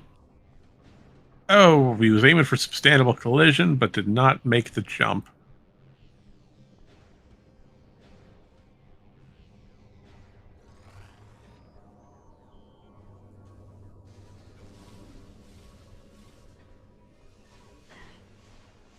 Oh, we got a second try. We're standing on top of a tree. And we're going to climb that tree to go jump over to a bridge. Oh, and we've got a screw attack cancel. That's not the right button.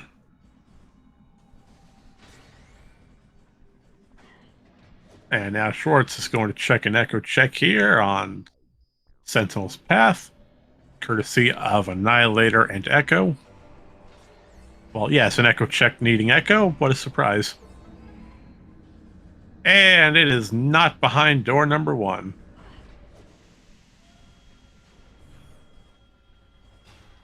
Oh, but it could be on Spider Guardian. But first, Schwartz is going to locate that wonderful gravity boost on Alir. Everybody's favorite words as we hear the words of Alir. And I'm repeating myself over and over, making no sense again. But that seems to happen a lot.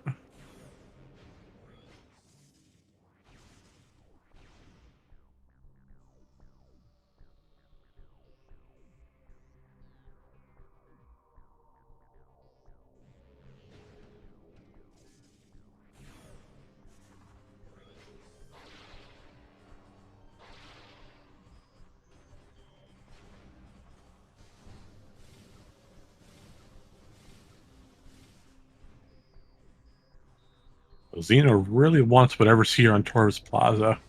Guessing on the constant attempts, this very well could be the missing STK.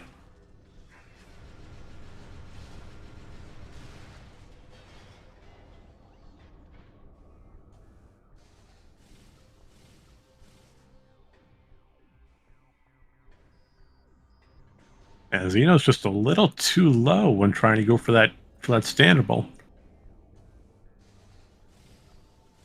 And now we see both runners trying to get their screw attacks down pat. Schwartz on the left side of your screen is attempting to use a slope jump to screw attack back over, saying temple access is gate. We don't have Dark Visor in order to see the Seeker locks, and we don't have Seekers to even activate them. So it's either this, or we go the long way around through Sentinel's path, and the second I say that, Schwartz lands it like it was nothing. Xeno, on the other hand, was trying to get Torres Plaza.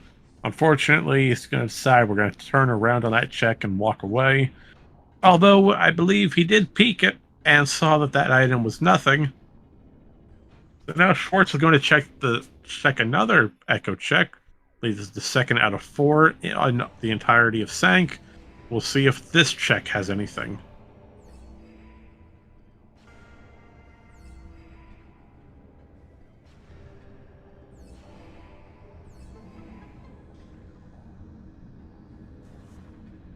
And it did. Okay, so the missing key in Sanctuary is locked on main gyro chamber, which requires Annihilator and Echo.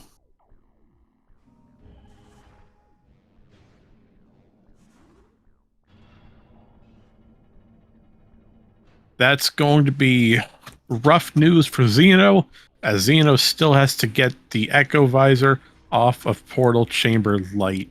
And now Xeno is close to it. He can get it. It's just gonna be a rough key to go back and get for Sanctuary, as main gyro's not fun. And oh no, Boost Guardian walked away from the power bomb initially, but thankfully stopped at his tracks, and Boost Guardian is down with 1 power bomb. But alas, all it had was a grapple beam. And Schwartz is going to find Dark Visor. That's going to be big news. That means Schwartz can safely go back to Torvus Bog, courtesy of the elevator here on Training Chamber, and just do the rest of the Torvus cleanup to find his last STK.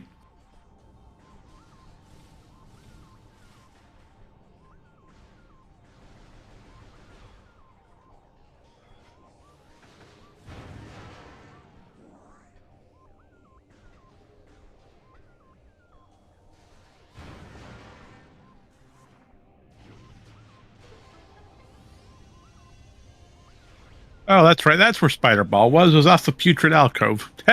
I knew it was somewhere in the Taurus area, but I was a little bit off.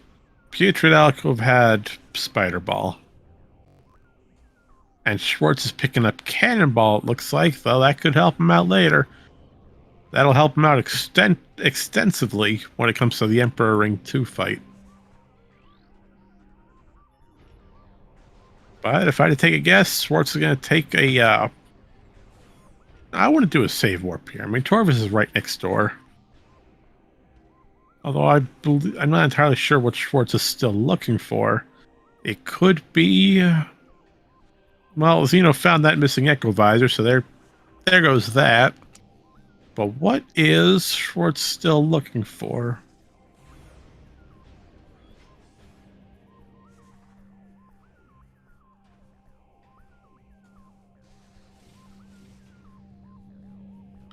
Yeah, that's a neat little skip. You can just jump right over the grate.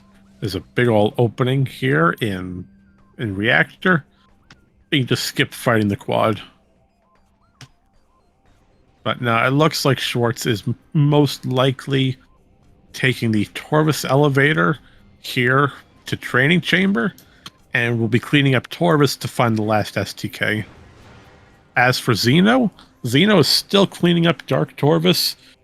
Then we'll eventually go to Light Torvis and try to find the missing STK. So both runners still need the Torvis bog key. Outside of that, Schwartz found the key off in Sank, as that was off a main gyro chamber.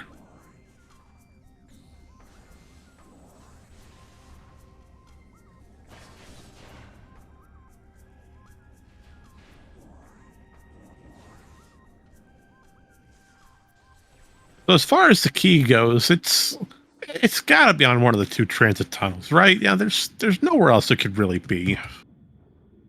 We've already checked practically everywhere else.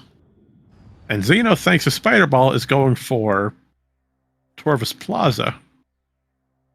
Oh, that's right, Torvis Plaza. Schwartz hasn't. None of the runners have successfully peaked that item yet. So Xeno could be pretty good if this is the STK that's been missing. And seeing how we're back here, it's got to be the key. It has to be. If we're doing Torvis Plaza again, based on all that backtracking. Oh, I can't readily tell, but it looks like a 50-50.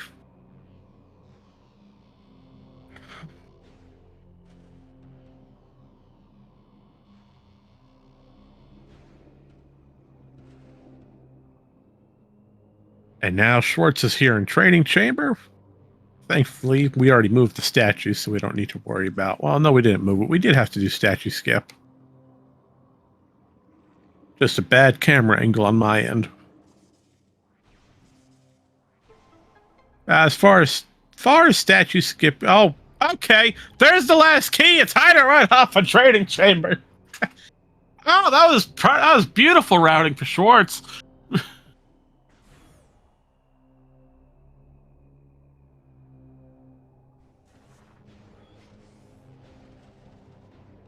So Schwartz has everything he needs. We can straight up just do a save warp, go right to Sky Temple. No, we can't. We still don't have Seekers, so we can't even do that. That's the entire point of what we're looking for. Never mind, let's backtrack on what I said. That's not the last key.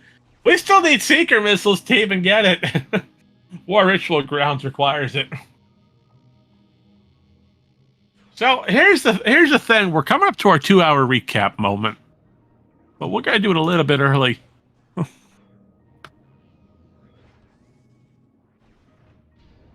Schwartz right now is only missing Seekers. Seeker missiles are hard required for the last SDK, and those Seekers could be anywhere. We still have Checa, we have Quad, we have Airy. Spider Guardians left. There's still a ton of bosses left. There's not too terribly much outside of bosses that are left.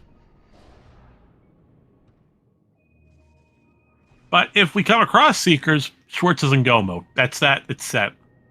Xeno, on the other hand, is still missing the key off of Sanctuary. Xeno did not have Echo Visor and Annihilator upon entering Sank, so we had to leave it behind. The key is over in Sentinel's Path. So that's the big thing we're looking out for, folks. Schwartz needs Seekers. Xeno needs the key off of Sanctuary, along with Seekers. So that's the biggest thing right now we're still missing. If if I had personally put the seeker missiles anywhere, just for the fun of it, I'd probably put them on Chica, as we're still missing all the Chica keys. I think we know where one are, but other than that, that would just be the biggest headache of all. Oh, the good thing is we still have Cannonball, so that's going to speed up Chica Adult if it's there. That's just an E-Tank on top of Transit Tunnel.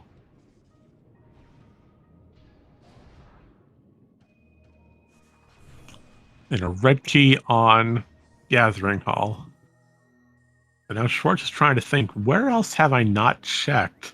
And where else can I go to find these elusive seeker missiles?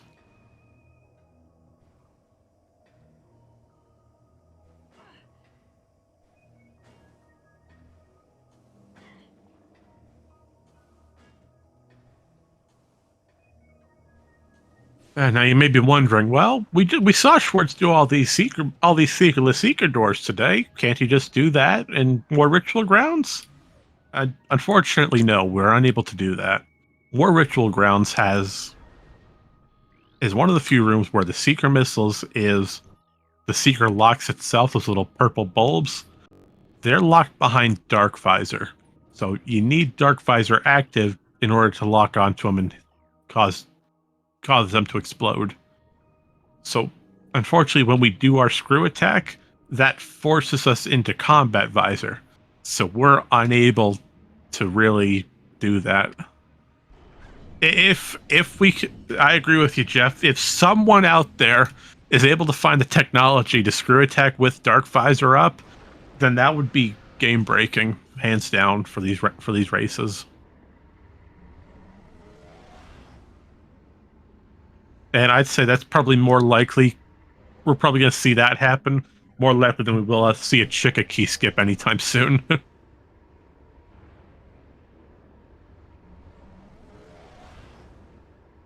So that's just a big old mess right now.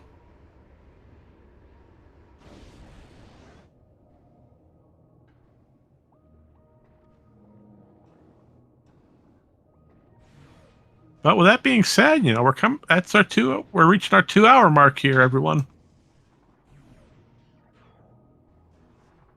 Yeah, we know the location of every STK. But again, the problem stems if no seekers, no key. Now, I did want to point out if this was not in the tournament, if this was, let's say, a casual race or weekly, there is an out of bounds method in War Ritual Grounds to get that key, except it is an extremely difficult trick, and it is never viable to do unless seekers are just absolutely nowhere to be found.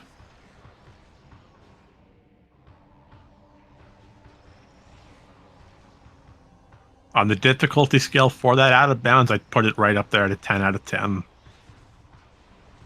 So now you see it on Schwartz's side, you might be wondering, well, why aren't we taking damage from these power bombs? They're clearly hitting us. Now's the time where I'm going to explain what Cannonball is, and what a wonderful item state it happens to be. Now, in the base game, you're not ever meant to get Cannonball. It's a state given to you by the Kinetic Orb Cannon. It's an actual item. And whenever you're flying through the air from those cannons, it gives you that state, and that item is automatically removed upon touching the end cannon plate at the end of the travel line. But by some out of bounds magic, and loading the wrong room, we're able to get into a Kinetic Orb Cannon, fire ourselves out of bounds, and keep the Cannonball state for as long as we don't enter another Orb Cannon. As if we enter another Orb Cannon, we lose it immediately. What does it do? It does 3 things. Number 1, when we're in Morph Ball mode, we take 0 damage. We take no damage from enemies or hazard effects. As we saw with those power bombs, even though they hit us, it did nothing. Number 2, if we ever need it, it gives us the properties of Boost Ball. So let's say Boost Ball was missing, we could get Cannonball and use that in lieu of Boost Ball. And number three, there are certain enemies that have damage points related to Cannonball. So when Cannonball hits them, they take a set amount of damage. Well, that damage is scaled to, I believe, let's say 500,000 hit points of damage per frame. And the biggest thing of seeing that is if you ever need to fight Chica, get Cannonball before fighting Chica, as Chica Adult gets instantly vaporized by Cannonball. Uh,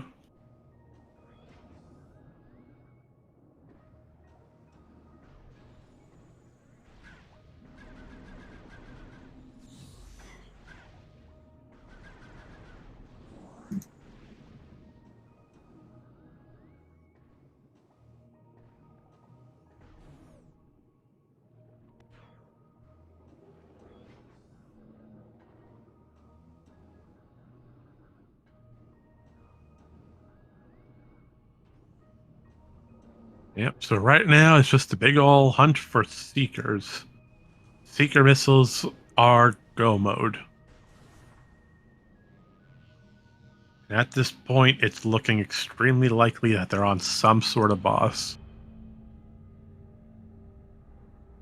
Unfortunately, there is zero information in relation to these Seekers, so we are going to have to check almost every possible room just to find it.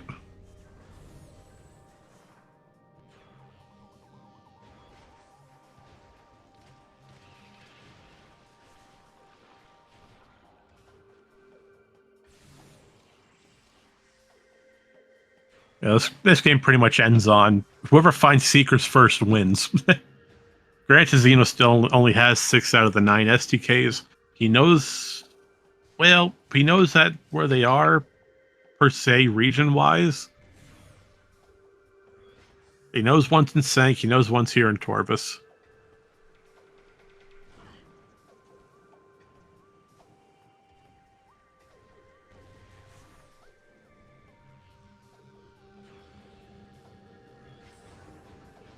But no, Schwartz is heavily in the lead here. He's already gotten the Sanctuary and Torvis keys. So, yeah, that's... Oh, we seem to have gotten a little bit of delay. But that's okay. It'll come back momentarily. So while we had this little bit of downtime, we'll runners retrace each other's steps, going through what the other has already done. Once again, like to take this time to thank SpeedGaming for everything they've done to help us out lately. Yeah, without them, we wouldn't be able to host this tournament as frequently as we'd like to. And they're just a fantastic group of people altogether. All their communities are wonderful. We all get along with each other.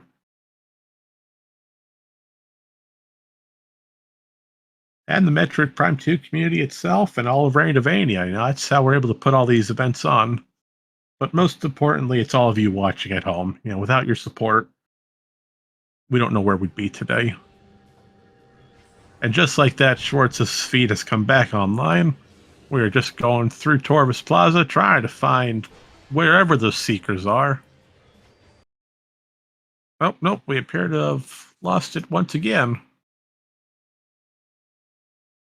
Well, that's not good.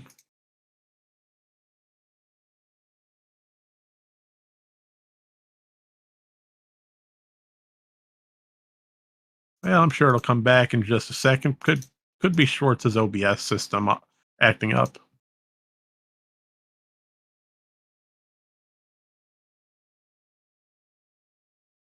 Yeah, because it's just the feedback from SpeedGaming to our bot. We just seem to have gotten a little frozen today. So stand by. We're going to try to get that back up and running.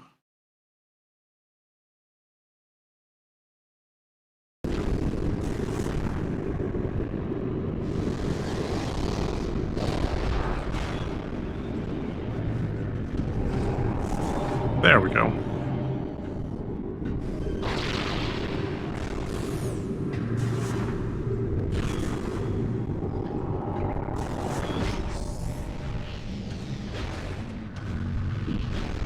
And it appears I had the volume set at the wrong level. I apologize.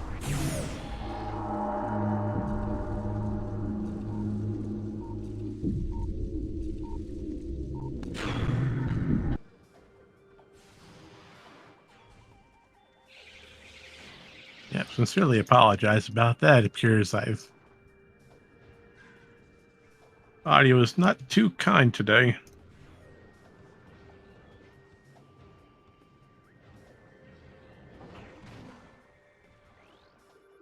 And that's not a speed gaming thing. That's just Marianne not being proficient enough with these controls.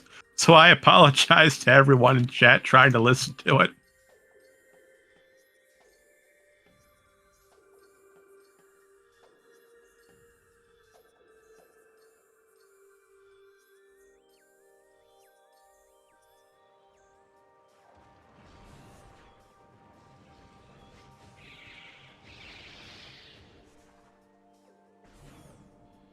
So, well, other than that, it's how's everyone's day going today? Is everyone having a nice time? Oh, I see we've got another one of our tournament runners, Mark, in there. It's good to see you down there.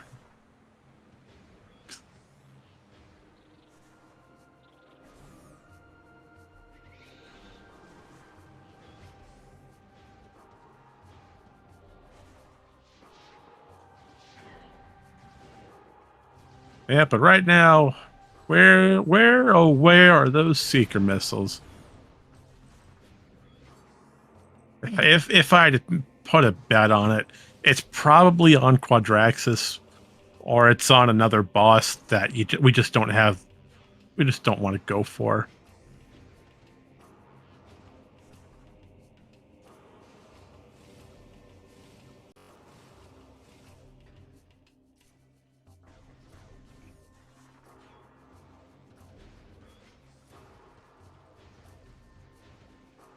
It's just been bad. It's been bad, chat. It was relatively fast. We found three of the keys almost back to back to back. And then the last two were just fun to get.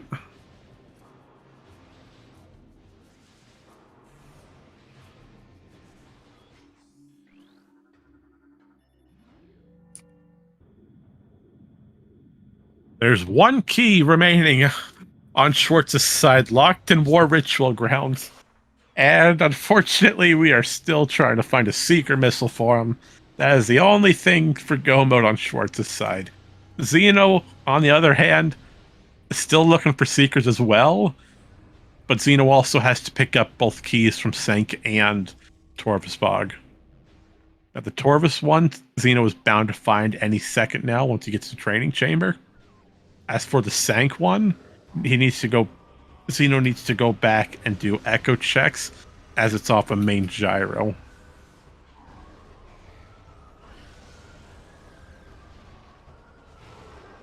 So it's just been one of those races where this is where Echoes really starts to show that we are heavily reliant on the hint system for our translators, as it's extremely possible that we have a hint somewhere that tells us, hey, seekers can be found roughly or exactly in this location. But due to the fact week 4 is language barrier, we get no translator assistance, period.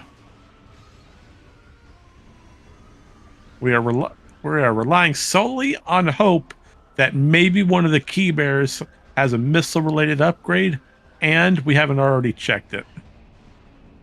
And if that's missile-related, we could use that information to say, hey, hopefully it's what we need.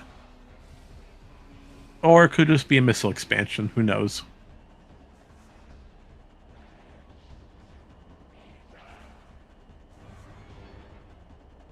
And it's not there on Sank entrance, so it's a matter of... Oh, it's going to be fun.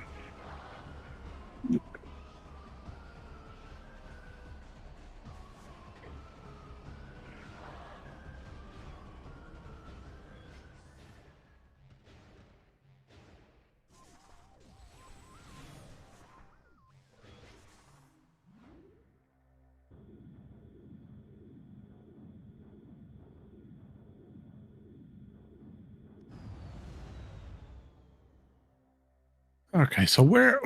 Oh, man, there's not much else to really say. I'm just saying the same things over and over again. It's just seeker missiles. Where the heck are they? the most likely candidates for Seekers are either, it could be on Phase on grounds. We haven't checked that. Ing Reliquary, I believe, was missile related, so it could be on there. No, it can't because you need Seeker's Tenter. You need Seeker's Tenter in Reliquary. Nope. So Phase on grounds could be. Let's see what else. Could be on. Well, a good chunk of Sank. We still have Spider Guardian, Airy, and Axis in that area. Or it's no, I think we full cleared Aegon. So Aegon's done. We don't need to touch Aegon Wastes anymore. And Torvus, we full cleared Torvus except for Cheka. So if it's in Torvus, it's on Cheka, which we have no keys for. If it's an Aegon, it can't be an Aegon. Could be on Hazen Cliff. It could be on any of the bosses. It's just, it is going to be the most obscure check out of everything. And Xeno has taken a shortcut into Sanctuary. So now we have that Annihilator. That's gonna get the other STK off of Sentinel's path. But first, Xeno's gonna check Hive. We're gonna go check Hive Gyro.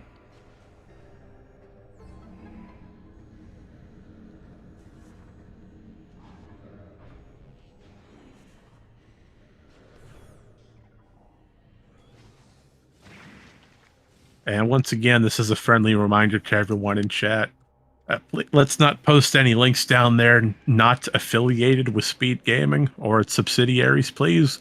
We don't need to have anything happen. Much obliged.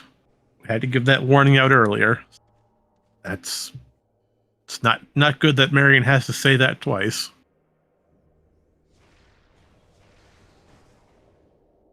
Oh, that's a bot? Oh, look at me. Oh, I really need sleep then.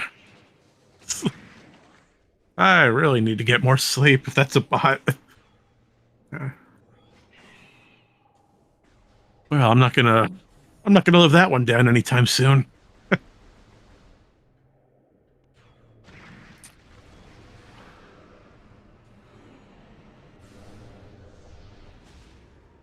Okay, so it's not here in Sky Temple grounds. Xeno might have a good opportunity of finding it. Yeah, maybe it's here in Sank somewhere. Maybe it's off of Spider Guardian or one of the other obscure checks.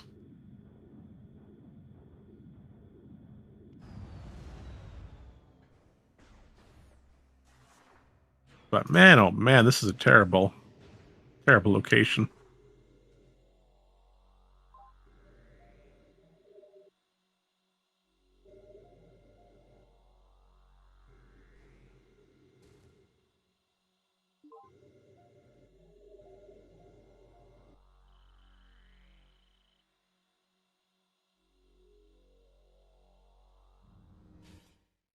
All right, chat, I'm going to need your help then. Where are those Seeker missiles? Go. Well, I want to see what everyone thinks they could be. Personally, I'm still thinking it's on Quad or Cheka. It's got to be one of the bosses.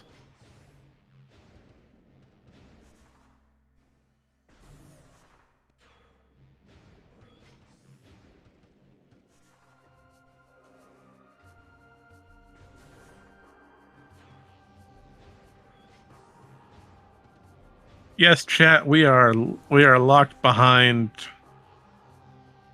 We're locked behind Seekers. For those of you just joining us, welcome.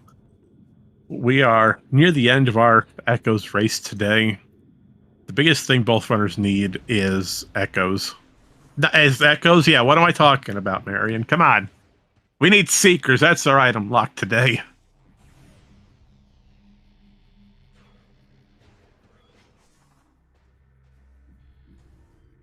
And I know I don't have to say this. Please do not touch that link that the bot is posting.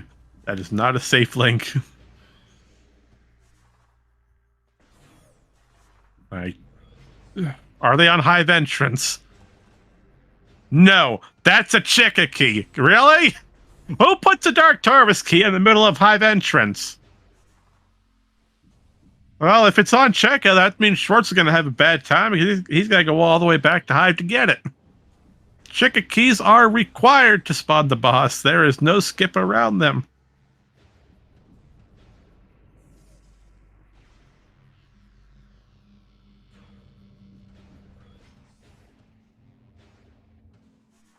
Oh, but there is one check we haven't checked back here. Remember earlier how I said we put off Sonic Boom Room off of Incash 2? Oh, that's exactly where Schwartz is going for. So I made a little mistake saying Aegon was done. I completely forgot that we skipped out on Incash 2. Because we didn't have Annihilator Beam for the first few times of going here. So it's entirely possible. It's just in the back end of Dark Labs.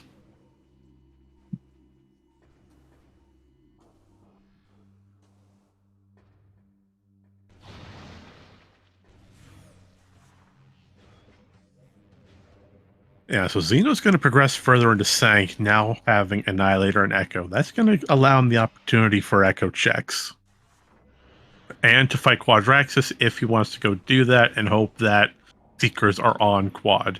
It's entirely plausible, so I wouldn't put it past him to do that check. It's just a matter of which one of these handful of checks has the answer.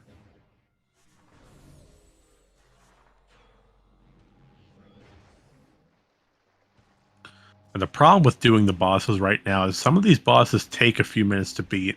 You know, Spider Guardian has 4 phases to it. It's on a set cycle. You have to use the bomb slots. It has to go damaged by the bomb slots. There's no real way to really speed it up. They are not here in Aegon. Okay. Well, so Schwartz just checked in Cache 2. It is not here. That's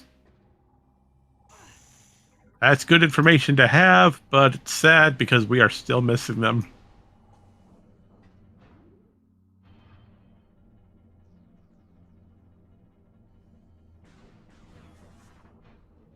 Oh, this is not a fun time at all trying to find these Seekers out of everything.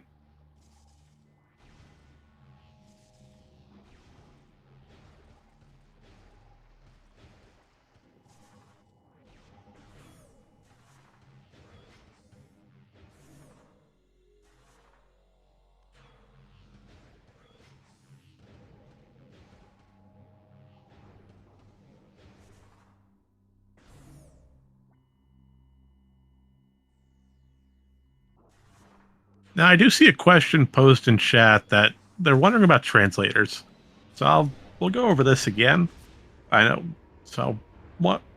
So for our Echoes tournament, this is week 4. Yeah, week 4's gimmick is Xeno pulling off a nice little time save with main gyro chamber, showing off another effective cannonball. Now, because you use one of those kinetic orb cannons to break open main gyro, if you have cannonball, you can just touch it and it explodes. So that's the key. So both Xeno and Schwartz now have all the STKs they can get. It is solely up to whoever finds Seekers first. That is what this entire race comes down to. It is on.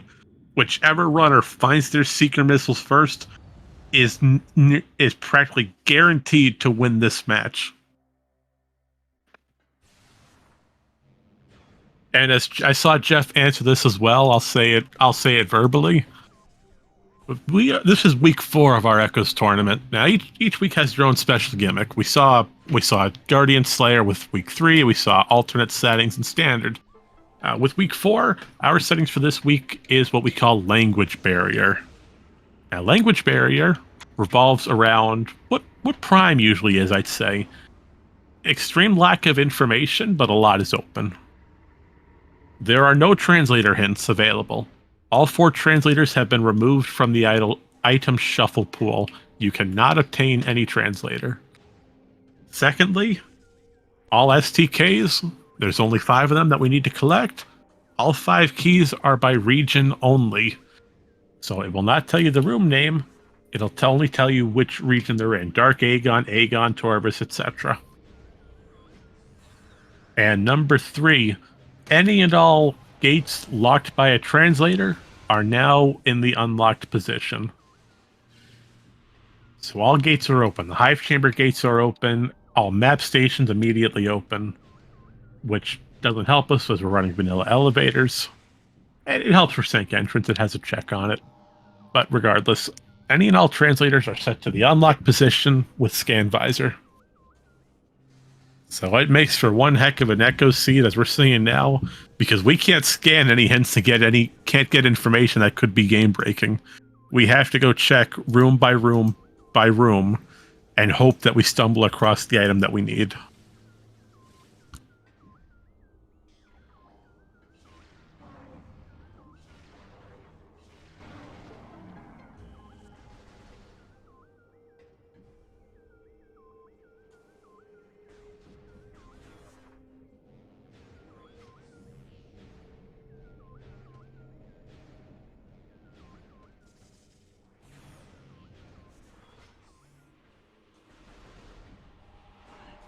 Okay, so let's see.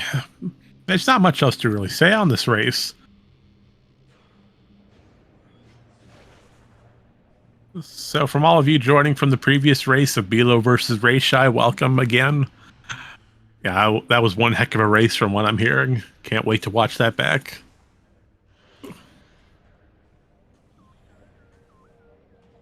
But we're nearing the end of this race. I suspect we're guaranteed a sub 3 hour race.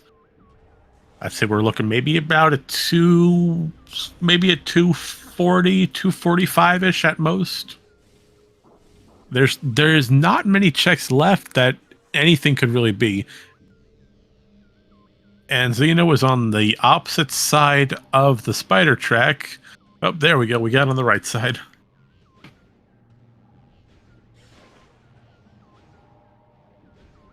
And Schwartz, you already checked Hive Gyro.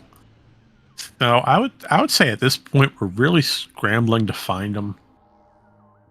It would make absolute sense to open ATS as Xeno's doing right now, and go fight Quadraxis. You know, that fight is open, and it's entirely possible that Quad has the Seekers that we need. You know, both runners are here in sync. It makes the most sense right now, as everything else is either boss locked or extremely out of the way. But what do you think? Yeah, I want to get chat's opinion on this as well. Where do you think we could find our Seekers at, or your next plan of action per se? Schwartz is checking Hive Dynamo. Okay, Hive Dynamo has the missile-related upgrade. It is entirely possible Spider Guardian has our Seekers on him. I would say with that information, finding on the ink cache, go straight for Spider Guardian.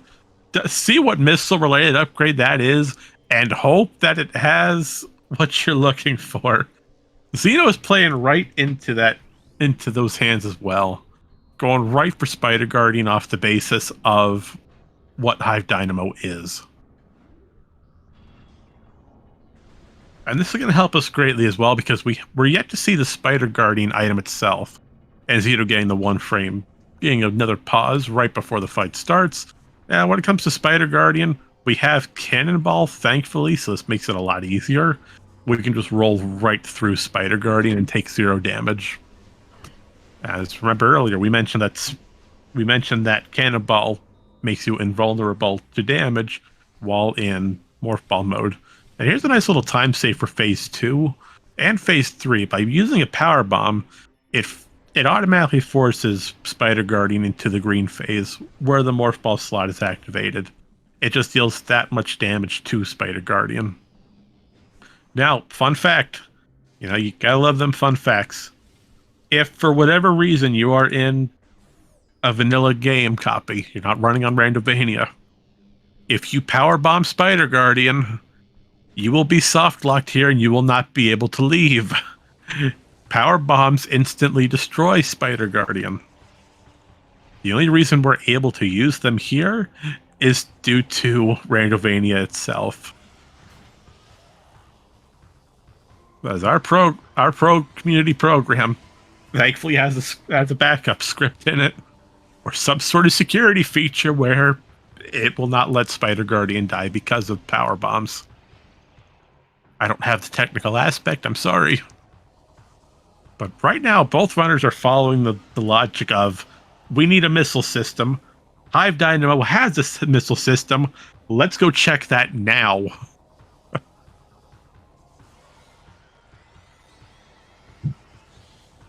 And Schwartz just using bombs. The second Spider Guardian exits so that we can get right to the Morph Ball phase. Or the Morph Ball bomb slot section. I don't know why I'm calling it a phase. I like that word, phase. Yeah, you can say it so many times and it just gets weirder and weirder the more you say it. Alright, so Xeno's just about to wrap up Spider Guardian here. And Schwartz is on the last phase as well, just a handful of seconds behind.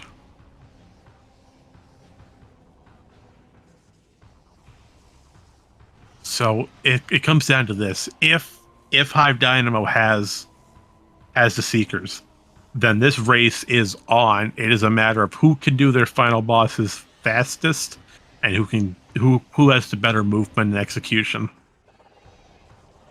So Spider Guardian item itself is off of it. No, Xeno, you have the information of Hive Dynamo. Where are you going? No, don't leave. Go back.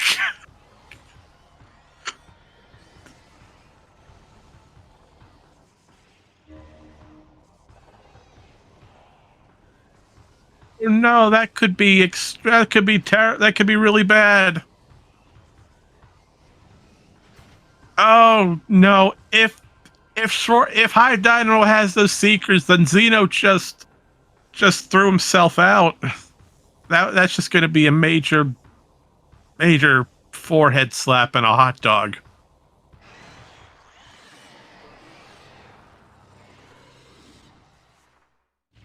This could be really bad, folks. Let's see what happens. Yeah, I'm going to direct your attention to Schwartz's screen over on the left. Yeah, we're following that missile. We're following that missile-related upgrade on Hive Dynamo. If this is Seekers, Xeno just did a major hot dog. And Xeno does have Dark Visor, so that check could have been done. No, Xeno had power bombs. Xeno had plenty of power bombs. So we could have opened the door. We had 2 upon making the door. Let's find out. What is it? Oh, Schwartz, you're just slightly off.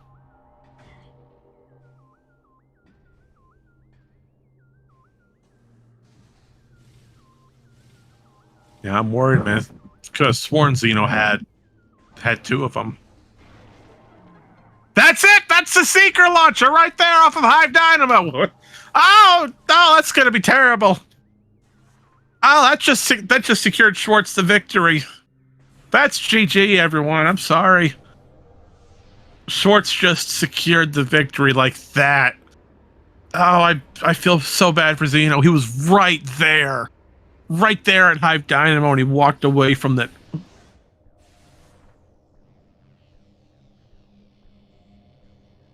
That is going to be probably the first thing brought up during post-game interviews.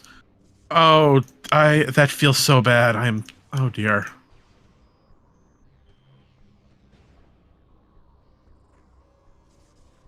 That's the hardship of language barrier, folks. Not having the information present.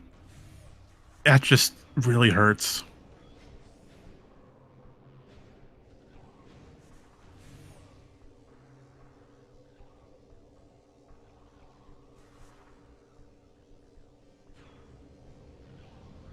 Yeah, so Schwartz is going for the closest save station, which in this case is off of main gyro chamber. We're going to use this to warp out, go right to landing site, and make a straight line for the gateway. As the final key, yes, it only says we have 8 keys. The last key is on War Ritual Grounds, is directly along the route to Gateway. Oh, this was not the ending I was expecting. I don't think anyone was expecting that.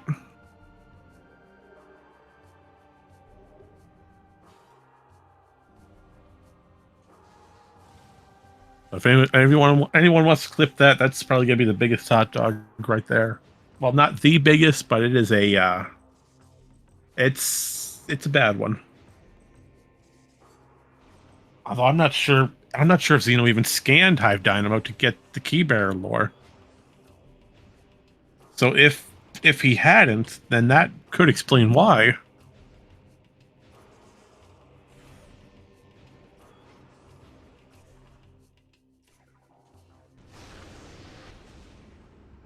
Yes, chat. The last STK we're going to see with Schwartz's side momentarily. It is here on War Ritual Grounds. We're going to see it in the next room over.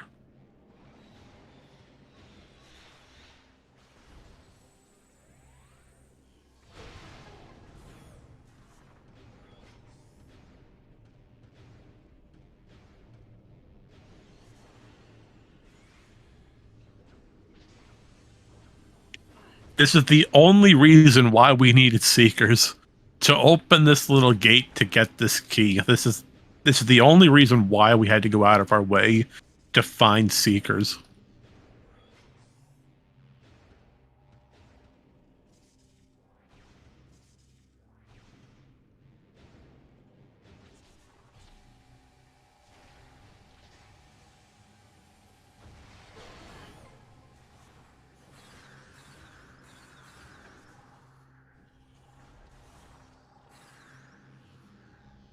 With that being said, Schwartz is going to come into the gateway. We're going to enter final bosses, and this race is over, or will be over in just a few minutes. Unfortunately, I believe Xeno might be banking on the fact that it's on a boss.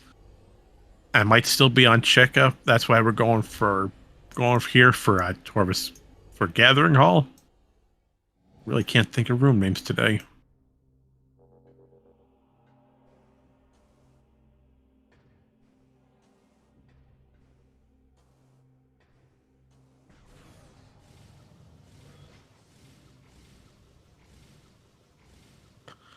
Can Seekers logically be on Cheka? Well, logically speaking, I don't believe any of the keys are locked behind Cheka.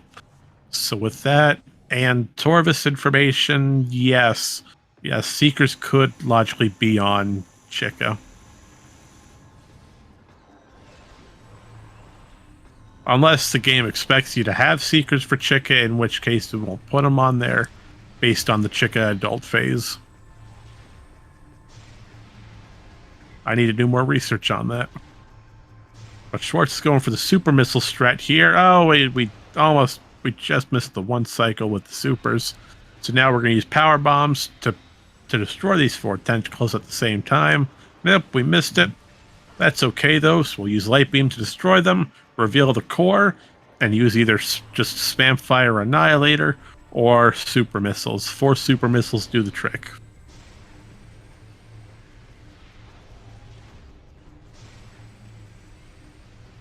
Alright, phase 2. We still have cannonballs, so we're not taking any damage. We're going to roll around. We're going to open these small little caches on Emperor Ring 2's body, and we're going to blow them up with bombs and power bombs. We're going to roll around, force the little mini tentacles to pop out, and destroy them.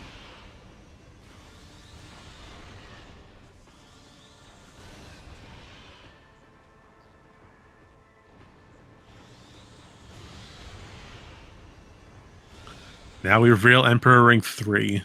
Now the best way for Emperor Ring 3 is not with any of your beams or items acquired. It is by screw attacking near the feet. Now you've heard us say this a handful of times whenever it comes up. But for Emperor Ring 3, there was meant to be an additional phase and or step to this fight, which involved destroying armor plating around the feet and ankle area with screw attack being a main way of destroying them. The phase got removed, the damage hitbox was left in. So because the hitbox is still there, similar to what Jump Guardian skip is, where you can destroy Jump Guardian without spawning the fight, similar concept, we just screw attack into that hitbox, in which case it deals massive damage. And to answer the question in chat, Jeff just confirmed it, so thank you, Jeff. Yes, Seekers can logically be on Chica, as Seekers I guess are not pulled into that logic pool.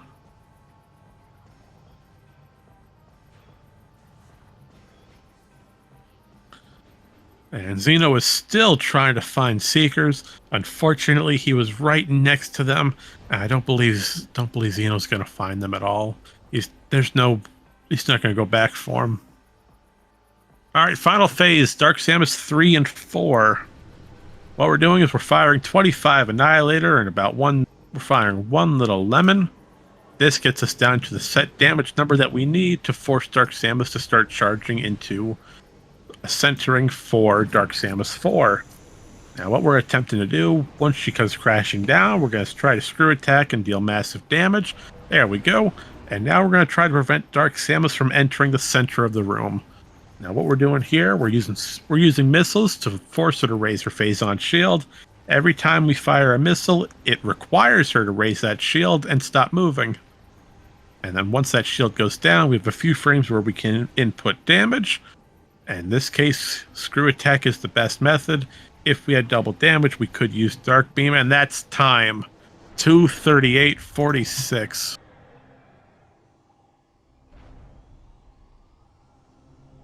Oh, GG.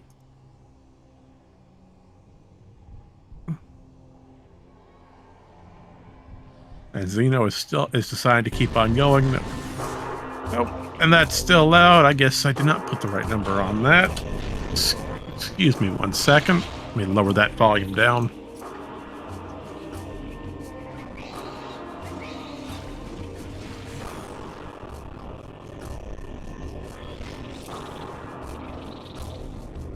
So bear with us just a second. We'll get that taken care of.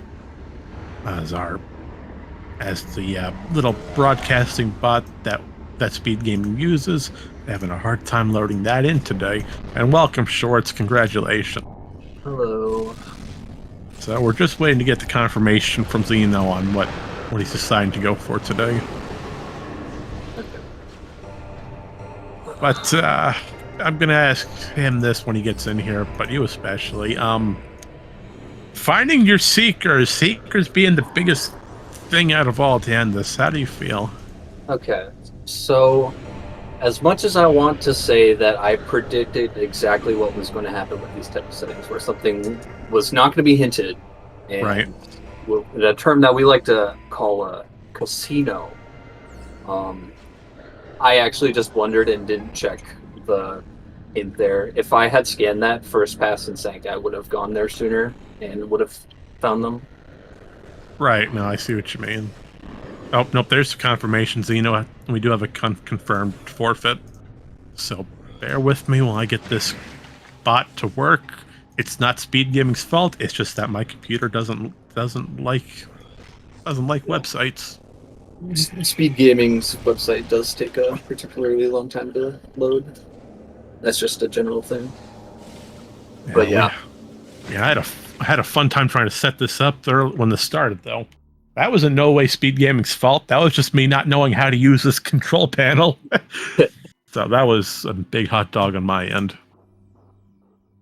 Oh, good to know that at least someone hot dogged in this race. Maybe not necessarily the racers themselves, but... Oh, you're going to hear it from Xeno as well, but Xeno majorly hot dogged Seeker Launcher. And on that, welcome, Xeno. How are you today? Hello. So, before we do anything, I guess we should point out the big old thing in the room. You spent a long time, both of you, trying to find your Seeker Launcher. Yeah. Do you have any idea? Would you like to take a wild guess where your Seekers are? Chica. You're a lot closer to them than you think. You did a major hot dog, my friend. They were on Hive Dynamo Works. Yeah.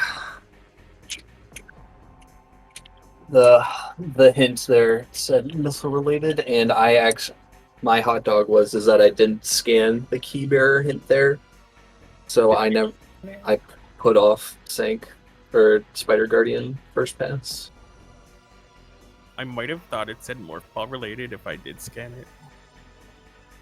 Yeah, it was terrible. The thing was, you both fought Spider Guardian at the exact same time. Schwartz, you were about maybe 30 seconds to a minute behind. You were about a phase and a half behind.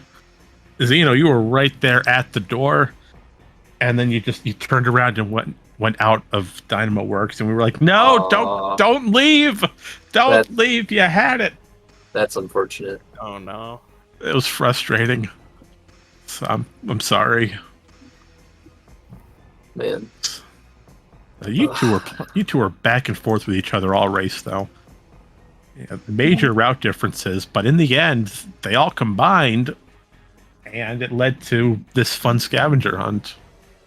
Fun, obviously, in quotations. Yeah. Yeah. I will say I did enjoy that early game because I played it really well. I got really rewarded for doing a lot of seeker skips. Not necessarily hints that try and access secret list. Kind of the power I would have had from that diminished quite a bit seeing the SDK in War Ritual Grounds. But hey, I learned that door on the fly actually. So shout out Jay and DF for making those tutorials or whatever. I spent like 30 failed attempts trying to get into Sky Temple Gateway. You both had some slight issues with Gateway, but in the end, you both pulled it off at in my opinion, a relatively good time. Yeah, the new setup is not that bad. It's better than I gave it credit for. At the beginning of this tournament, before the new setup was found, I was like ready to just resign myself to forcing to like not even attempt it because I'm just gonna get like super swept up in some cost fallacy there. But yeah, I just like knowing that I don't know. By the time I was like in Lower Torvis first pass, I was like, I'm not finding anything down here. I need like some sort of guidance, so I might as well go and get hints. And yeah, I wasn't sure if it was going to work out or not, and it did, thankfully. So. Yeah, that setup does seem pretty nice. My problem, I believe, was I was doing my space jump too late, so I wasn't getting the lower lock. Mm-hmm.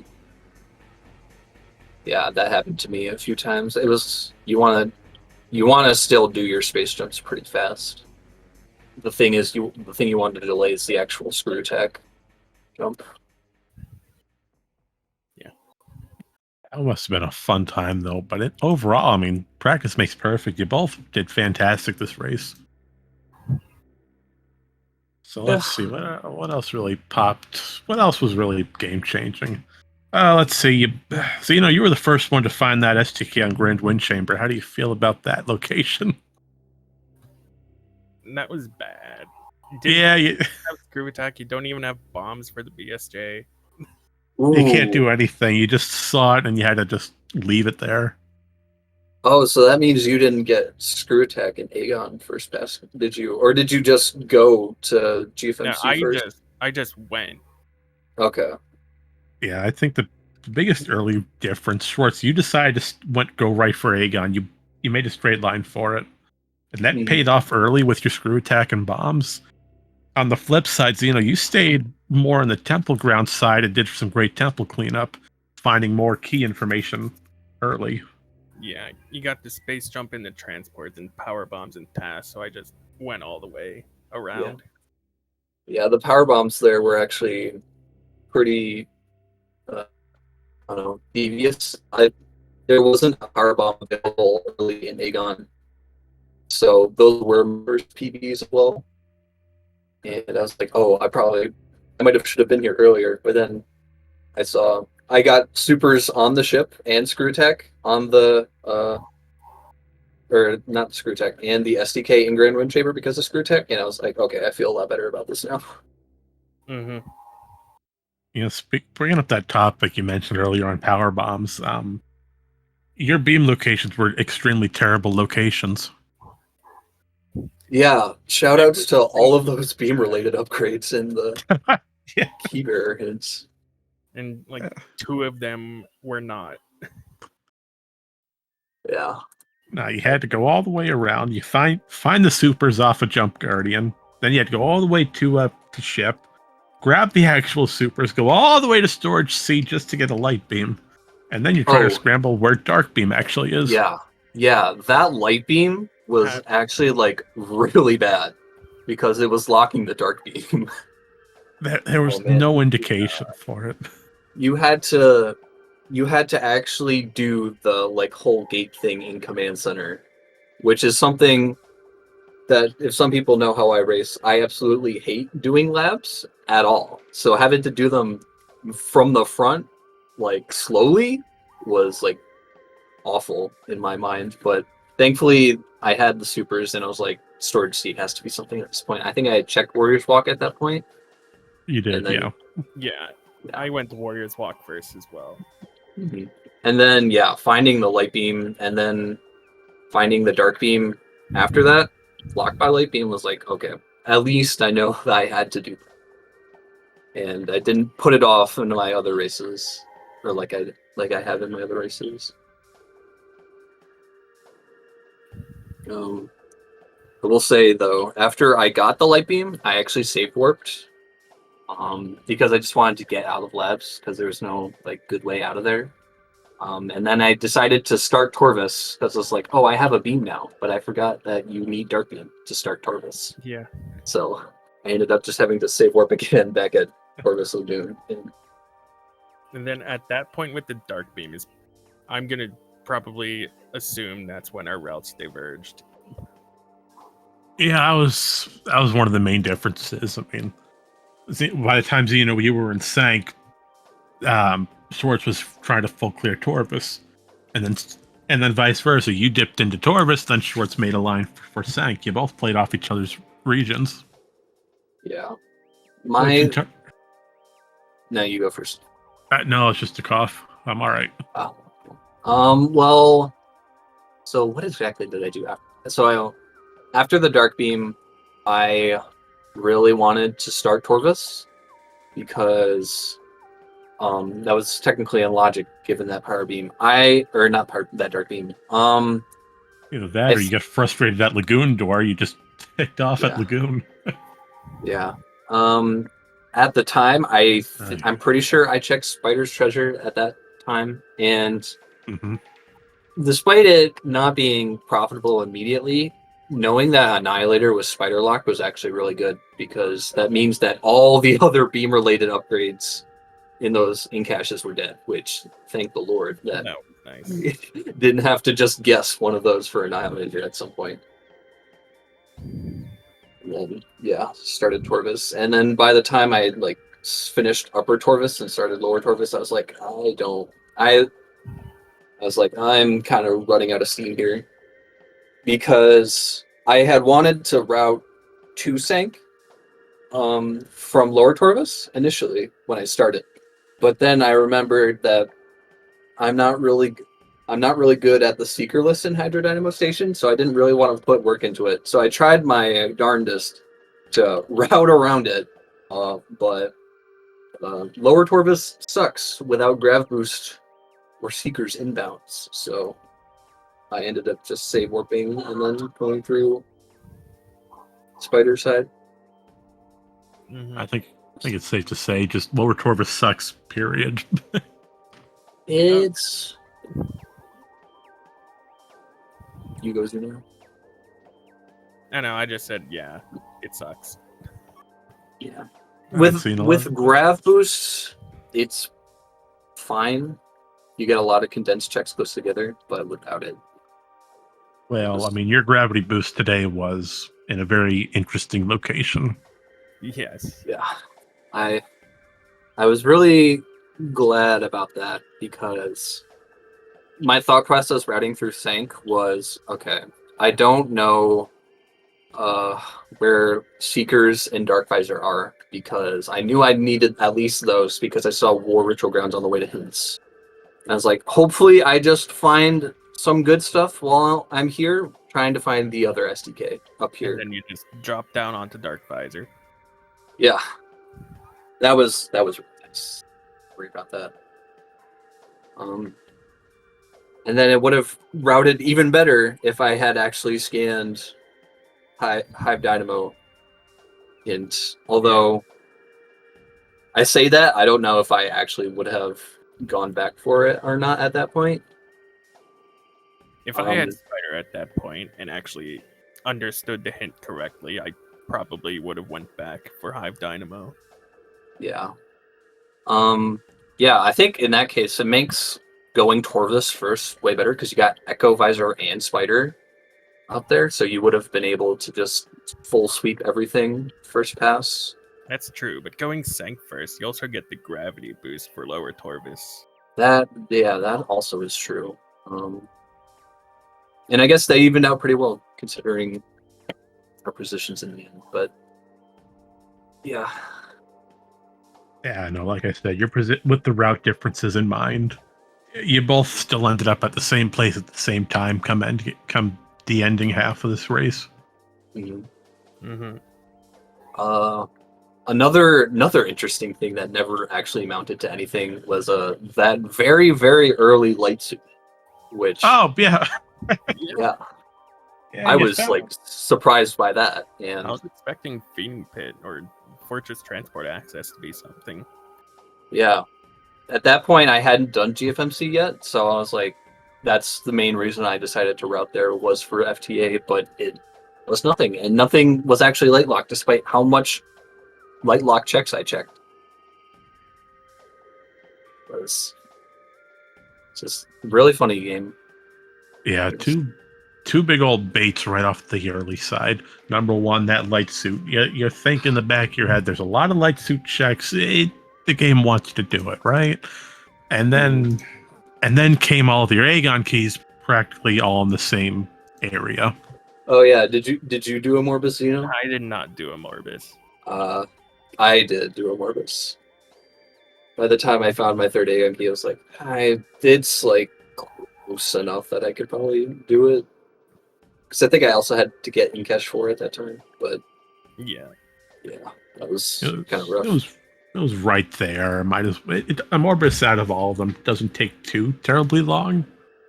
Maybe about a minute and a half if done fast, if that. Yeah, I almost did it fast, but Worm jam. I got worm jammed because of my indecisiveness, because I forgot how to do worm skip. I forgot which one I needed to shoot first, and then in that time I got worm jammed. So I see. Haven't seen a worm jam on here in a while. yeah, gotta fan service a little bit. Yeah, I mean, this race sort of got overshadowed by the infamous one with Bilo and Ray going head to head again. I saw a clip in tournament discussion happening right there. That was pretty impressive. You guys should go watch that if you haven't. I mean, I highly recommend it if y'all want to keep up to date. This tournament has just been a big headache, but a fun headache at that. That is honestly my thoughts on it as well. Especially with week 4. Us Echoes players, we don't get all that juicy hint information anymore. Oh no, we got to start thinking outside the box. Yeah. Yeah.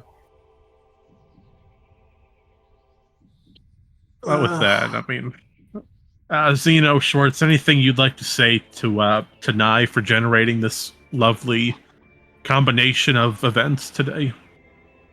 I mean, I'm not upset at really Nye because I won. that bad, other than that Seekers. And yeah, it was honestly, even then, the Seekers aren't actually that bad. It was just that both of us blundered that hit.